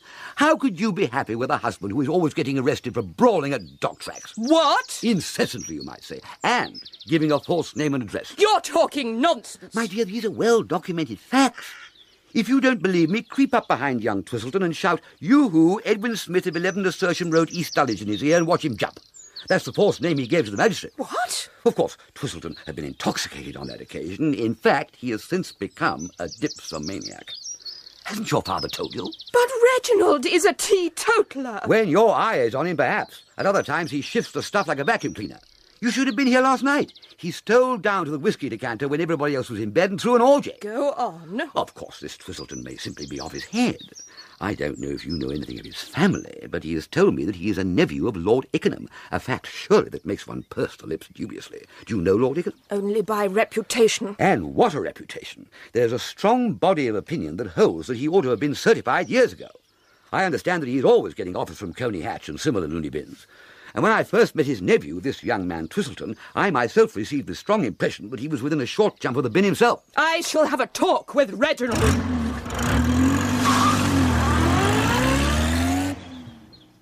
I felt an unseen hand pushing me bodily into the aforesaid pond, whereupon... Hello? Hello? Hello, yes, this is the Hampshire Health Authority here. Who do you say you are? Hold on a minute. Whereupon... No, Potter, not now. That's final. Father? Hermione, glad to see you back. I've got someone on the phone. Hello? Hello. Yes, who? The Hampshire Health Authority. Father, do you know where Reginald is? Hold on, please. No, I don't. Why? Hello. Hold on, please. I wish to break our engagement. Hello. Hello. Who is that? It's the Hampshire Health... What? Hampshire Health Authority. The Hampshire Health Authority? Yes. Oh, so your mother has told you about Reginald, has she? Reginald? You're doing the right thing, my dear. I know. Speak up. I have to tell you about the fete that you are organising next week at Ashendon Oak Sir Shop. Aylmer. Yes. Speak up, please. Thank you, sir. I was standing... No, not you, Potter. Go away. But I've... Go. You have a Bonnie Baby show advertised. Yes. For the best and bonniest baby in the village, under 18 months. Each with his mother, a great attraction. I have to ask you to cancel it and to announce that it has been cancelled by order of the Hampshire Health Authority. What? Who are you? Who are you to tell me to cancel anything? Go away, Potter, and get into some dry clothes, Rosie. This is the Hampshire Health Authority. I'm speaking from the council offices in Winchester, sir. What I am saying will be confirmed by a letter which we have just posted. What? Since we What? learned, Oh, that there speak is up, damn you. There is measles in Ashendon Oakshott, and we have to forbid all assemblies of children. The choir, the scouts, the brownies, the guides, the infants' Bible class, so on, for the next 21 days, unless there are no more cases of measles reported. Should I repeat that? No. I've got the message. You still here, Potter? Yes, sir. I said get out. What? No, not you. The, what was it, Hampshire Health Authority? No. I was speaking to a local policeman who seems to have gone swimming with his uniform on. But I'm sure somebody pushed me in, sir. Into what? The pond, sir. No. Sure you dreamed it. No, run along and get into a dry uniform. Run along! But I know it was a lady, sir. A lady wearing a red coat, sir. And I saw... Potter, you heard what I said. I saw a lady in a red coat just now in an open window of a room in this house, sir. A room with a balcony. Potter! So I snuck round the house and found a ladder, and I crope up to the balcony to confront and identify the miscreant. Potter, if you don't get out now, and you're dripping water onto the carpet. And Edwin Smith was there, the lady in red. Edwin Smith of East Dulwich, sir. And he saw me climbing up onto the balcony and bopped me in the eye as I put my leg over. And it's going to be a shiner, all right. Pushed into a pond by a lady and then bopped in the eye by a gentleman from East Dulwich, sir, masquerading as Mr. Twistleton and in your own house. Potter! Hello? If you're not out of my house... Yes, the lady in a red coat had been Sally, and the man who bopped Potter in the eye and made him fall off the ladder was Pongo Twistleton. Now P.C. Potter has gone home at last. Sir Aylmer and his nephew Bill Oakshott are eating cucumber sandwiches, muffins and strawberries in the drawing-room. Well, Bill, that lets you off judging the bonny babies. Your friend, Brabazon Plank, too. So I shall find some other way to pay you back for dodging out of that reception at the railway station. I'd have been no good at bonny babies anyway. I wouldn't. Where's Hermione? Can't take her that long to give Twistleton his marching orders. That man's a dipsomaniac and an impostor. Thank God I shall not have to pass the evening of my life with him as a son-in-law. Uncle Aylmer, did I hear you say that Hermione had broken off her engagement to Pongo Twistleton? That's what I said. Why don't you listen? But, Uncle Aylmer, that's wonderful news. Now there may be a chance with Hermione for me. What do you mean, chance? What sort of chance? Well, to ask her to marry me. Marry you? Oh, God, no. She told me she looks on you as I know, as a brother. No, not a brother. A sheep. Sheep? A poor, spineless sheep who can't say boo to a goose. She told me so herself. Hello, Bill. Hello? Where did you come from? Uncle Aylmer, this is Major Brabazon Plank. Who the hell are you? Well, who the hell are you? I'm looking for Muggsy Bostock. I am Sir Aylmer Bostock. Oh, don't be an ass. Muggsy Bostock is younger than me, and you look like a good 150. Have you seen your Uncle Muggsy anywhere, Bill? This is my uncle. Really? It's that ghastly white moustache that fooled me. Well, nice to see you again, Muggsy, and all that. But I came here on business. Plank's my name. Your Plank? Brabazon Plank. You may remember me at school. I've just discovered that raving lunatic, Barmy Twistleton, Lord Ikenham he calls himself now, God knows why, has been passing himself off as me under your roof, and it's got to stop. What? I see. So, Bill, you thought that impostor would let you off the bonny babies? Very sensible of you, Bill, to get out of it. The bonny babies judging. Barmy told me about it. Dangerous things, bonny babies contests. Yes. I can show you a wound in my calf. Here, look. In Peru it was. A disappointed mother in a bowler hat got after me with a dagger when I didn't give her repulsive child first prize. I'll never judge bonny babies again. Well, you'll be glad to know that the bonny babies contest scheduled for the Ashendon Oakshott fete has been cancelled. Thank God. Danger of measles if children congregate. Shut up, William. What? By the way, Plank, you may be interested to know that it was this nephew of mine, William, who sneaked Barmy Twistleton into my house under your name. Now, look. What do you mean by introducing impostors into my house, eh? You infernal young scallywag? That's enough, Uncle Aylmer. After 15 years, that's enough. Huh? My house, you say? Of all the crust. It's about time, Uncle Aylmer, that we got this thing cleared up about who this ruddy house belongs to. Yes, let's. Whose house is it? You keep out of this. The house is mine. What? Then where does Muggsy come in? He planted himself here and hasn't budged. My father died when I was 16, a mere kid, and this uncle of mine barged over from Cheltenham and got into the woodwork. This is preposterous. So why didn't you boot him out? I hadn't the heart. But I have now, by God. I've had enough of this being what's the word? Fathead? Cipher in the house. You can jolly well clear out, Uncle Aylmer. You understand me? Buzz off and take your collection of curios with you.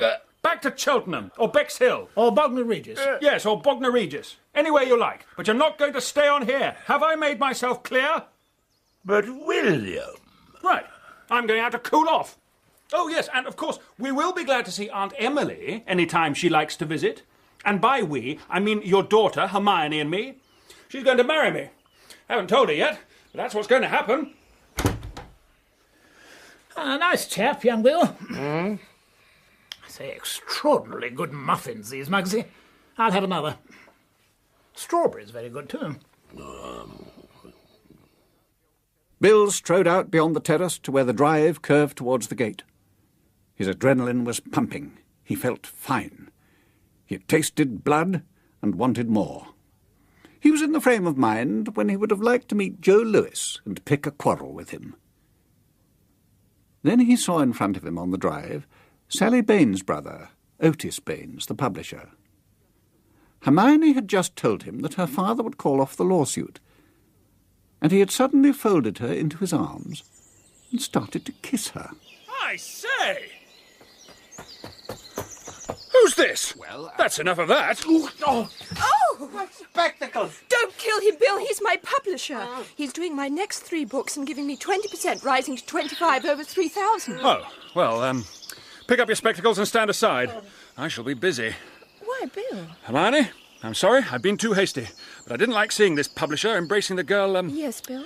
The girl, Oh, dash it, Hermione. Surely you've known that I've loved you for years. But I mean too much of a sheep. Sheep? Yes, damn it, a sheep, to tell you. Well, that's all finished with. Hermione, you will marry me, won't you, Hermione? Darling Hermione. Oh, yes, Bill. Darling Bill. That's clearly understood, is it? Yes, Bill. No more fooling about with these pongos and whatnot? No, Bill. Right. And now you. So, you're going to publish her books, are you? Yes, all of them. As soon as possible. Giving her 20%, rising to 25 above 3,000? Oh, yes. Why not a straight 25? Yes. I was going to suggest it. 20% is enough for the next 3. After that, I'll look around for better offers. Fine. Well, come along in, both of you, and have some tea. Oh, I can't, darling. I must be getting back to London. Mother's been waiting for me in the flat since 1 o'clock. Oh, London, yes. Oh, can I give you a lift back, Mr. Baines? Well, I... Hop in, then. Goodbye, darling Bill. Tomorrow.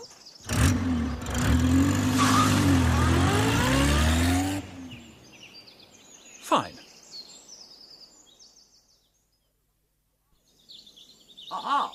Uncle Fred, hello. My dear chap, congratulations. I got word from your Hermione. She was hurrying back to London with a chap with side whiskers. Ah, that was Otis Baines. Sally's brother? Awful chap. I didn't recognise him. He's a publisher now. She got her father to call off that lawsuit. Excellent. Well, I was saying, Hermione gave me the good news of your engagement. So the Ikenham method worked, did it? You clasped her to your bosom? Of course I did. She seemed to like it. And showered kisses on her upturned face? Yes, and she liked that too. Timid devotion gets you nowhere. Oh, by the way, you don't have a piece of raw steak on you, do you? No, why? Pongo's been throwing his weight about. Elsie Bean is looking for steak for Harold Potter's eye. He got it bopped. Really? By Pongo? Yeah, and what with a bop from Pongo and his earlier immersion in the duck pond from Sally, Potter has seen the light and is handing in his papers now to leave the police, buy that pub and marry Elsie. She seemed very happy about it. Splendid. Yeah, things are turning out rather well, aren't they? I'm on my way to the manor. Well, I'll see you later.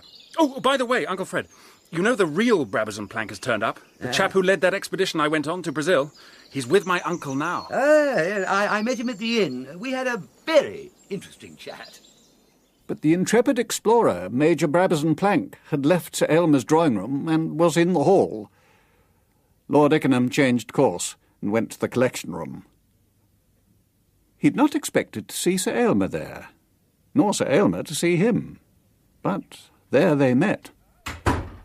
Oh, so it's you, is it? The imposter. Ah, Muggsy, I understand you've met old Bimbo Plank. How do you think he looked? We thought you'd aged. Where's Sally? Who? Bimbo told me she and my nephew Pongo were in here with you. You know that girl? She's my honorary niece. Oh, is she? Then it may interest you to know that I, as chairman of the magistrates round here, have just given her 30 days without the option. And your nephew the same. What on earth for? They'd set on Potter, the policeman. He's in the scullery, having his eye attended to. They will take those two off to the lockup. A harsh sentence? The only possible sentence. One of the most disgraceful cases that have ever come before me. She pushed Potter into the duck pond. Well, what does a policeman expect if he deliberately goes and stands on the edge of duck ponds? Girls will be girls. Not while I'm sitting on the bench, they won't. But how about the quality of mercy, Muggsy?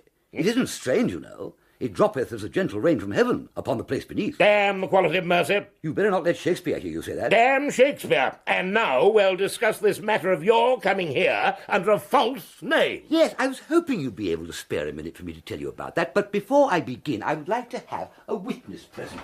What? Bimbo? Ah. Oh, hello, Bimbo. Having another go at the strawberries in the drawing room, are you? Wise chap. Listen, I need you as a witness. I am going to tell Muggsy a story that will shock you both. It isn't the one about the young man from Calcutta, is it? Because I've heard it. Oh, no. I meant that the tale will revolt your moral sense rather than bring the blush of shame to the cheek of modesty. Shall I begin at the beginning? Sounds a good idea. Very well. There was an American girl called Vansittart who came to London and bought a number of trinkets in Bond Street, her plan being to take them back to America and wear them. All straight so far? Quite. What has this got to do with... Muggsy, if you interrupt, I'll put you over that chair and give you 6 of the juiciest. I've no doubt Bimbo will be glad to hold you down. Charmed. Quite like old times. Good. Then I will resume. Where were we? The American wench bought jewellery in Bond Street. Yes, and her friend, Sally Baines, the sculptress, a sort of goddaughter of mine, incidentally, Sally had the pippin of an idea for La Vansittart to get her jewellery back into America without bothering the New York customs. Girls are always better smugglers than men, you'll find. Quite. Sally sculpted a clay bust and tucked the jewellery in a bag in the head of the bust, and when it was hardened, brought the bust to me at Ikenham to give to Miss Vansittart on her way down to Southampton to her boat. I like the sound of this, Sally. Got brains. Go on. Yes, but not enough brains. She couldn't keep it under her hat, silly girl. She was doing a bust of Muggsy here at the time, and to keep him awake as he sat for her, she told him what she was going to do to help her friend Alice. What on earth are you saying? Oh, shut up, Muggsy. You say, Barmy, that Sally told Muggsy about it while the bus was still waiting at Ikenham? Exactly. And this is what you're not going to believe, Bimbo. Muggsy came over to Ikenham on Visitors' Day, paid his half-crown for the tour of my ancestral pile — I always go to ground on Visitors' Day — Oh, of course. And went off with the bust under his overcoat. What? This is preposterous. I mean, preposterous. Try that for an ex-governor, an old boy of a famous public school. Our school, Bimbo. Yes. Cloisters, chapel, fives courts, everything. 4 years of it. And Muggsy in our house, too. Disgraceful. But it's a string of lies, from beginning to end. Honestly, Muggsy, I wouldn't bother to persist in this pretence of innocence. It would be manlier if you came clean and threw yourself on the mercy of the court. Much manlier. Whiter altogether. Quite. I told you I could prove my accusation, and I will now proceed to do so. You have a nice, large foot, Bimbo. Yeah. Oblige me by stepping over to that cupboard and kicking in the door. Righto. Stand back. Oh, what on earth do you think you're doing? Look inside, Bimbo. You see a clay bust, Bimbo? That's right. Bust. Clay. 1. In a string bag. Bring it here. How the devil did it get there? Really, Muggsy. Good, that, eh, Bimbo? Very good. Break the thing's head. Bust the bust. Right here. There. A chamois leather bag. And 1 bag spilling jewels onto table. There. Good God. This must have been one of your best hauls, Muggsy, you old villain.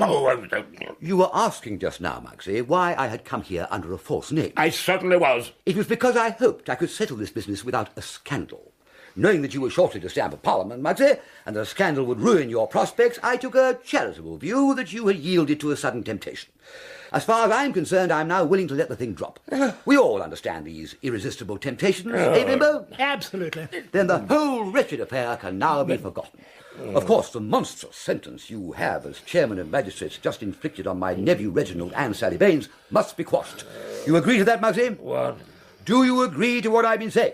Yes, certainly. I should jolly well think so. 30 days without the option for what was a mere girlish, or in Pongo's case, boyish escapade. It recalls the worst excesses of the Star Chamber. The trouble with you fellows who have been governors of Crown colonies is that you get so accustomed to dishing out orders that you lose all restraint. But I don't understand. That's settled then. Bimbo, let's go immediately and tell Constable Potter to strike the gyves from the young couple's wrists. Oh. You really must turn over a new leaf, Muggsy. It'll only need a little willpower. Don't you agree, Bimbo? Oh, yes. How did the poet Tennyson put it? I hold it truth with him who sings to one clear harp in diverse tones, that men may rise on stepping stones of their dead selves to higher things. Precisely. You can't beat Tennyson. Well, bye, Barmy. Bye, Muggsy. I'll step along to the drawing room again. I think there were several strawberries left over, actually. Well, Muggsy, it's been good running into you again. I shall watch your parliamentary career with interest. If you'd like me to come and speak at any of your rallies, just give me a ring. You'll find if you want to cause a real stir, it's hard to beat a first-class earl with all the trimmings.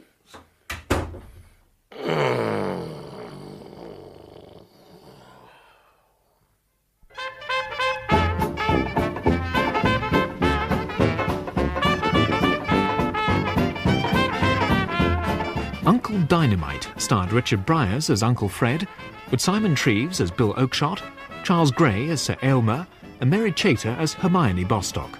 Chris Emmett was Policeman Potter, Toby Longworth, Otis Baines, and Donald Hewlett, Major Brabazon Plank. The narrator was Paul Eddington. Uncle Dynamite was written by P.G. Wodehouse and adapted for radio by Richard Osborne. The producer was Gareth Edwards.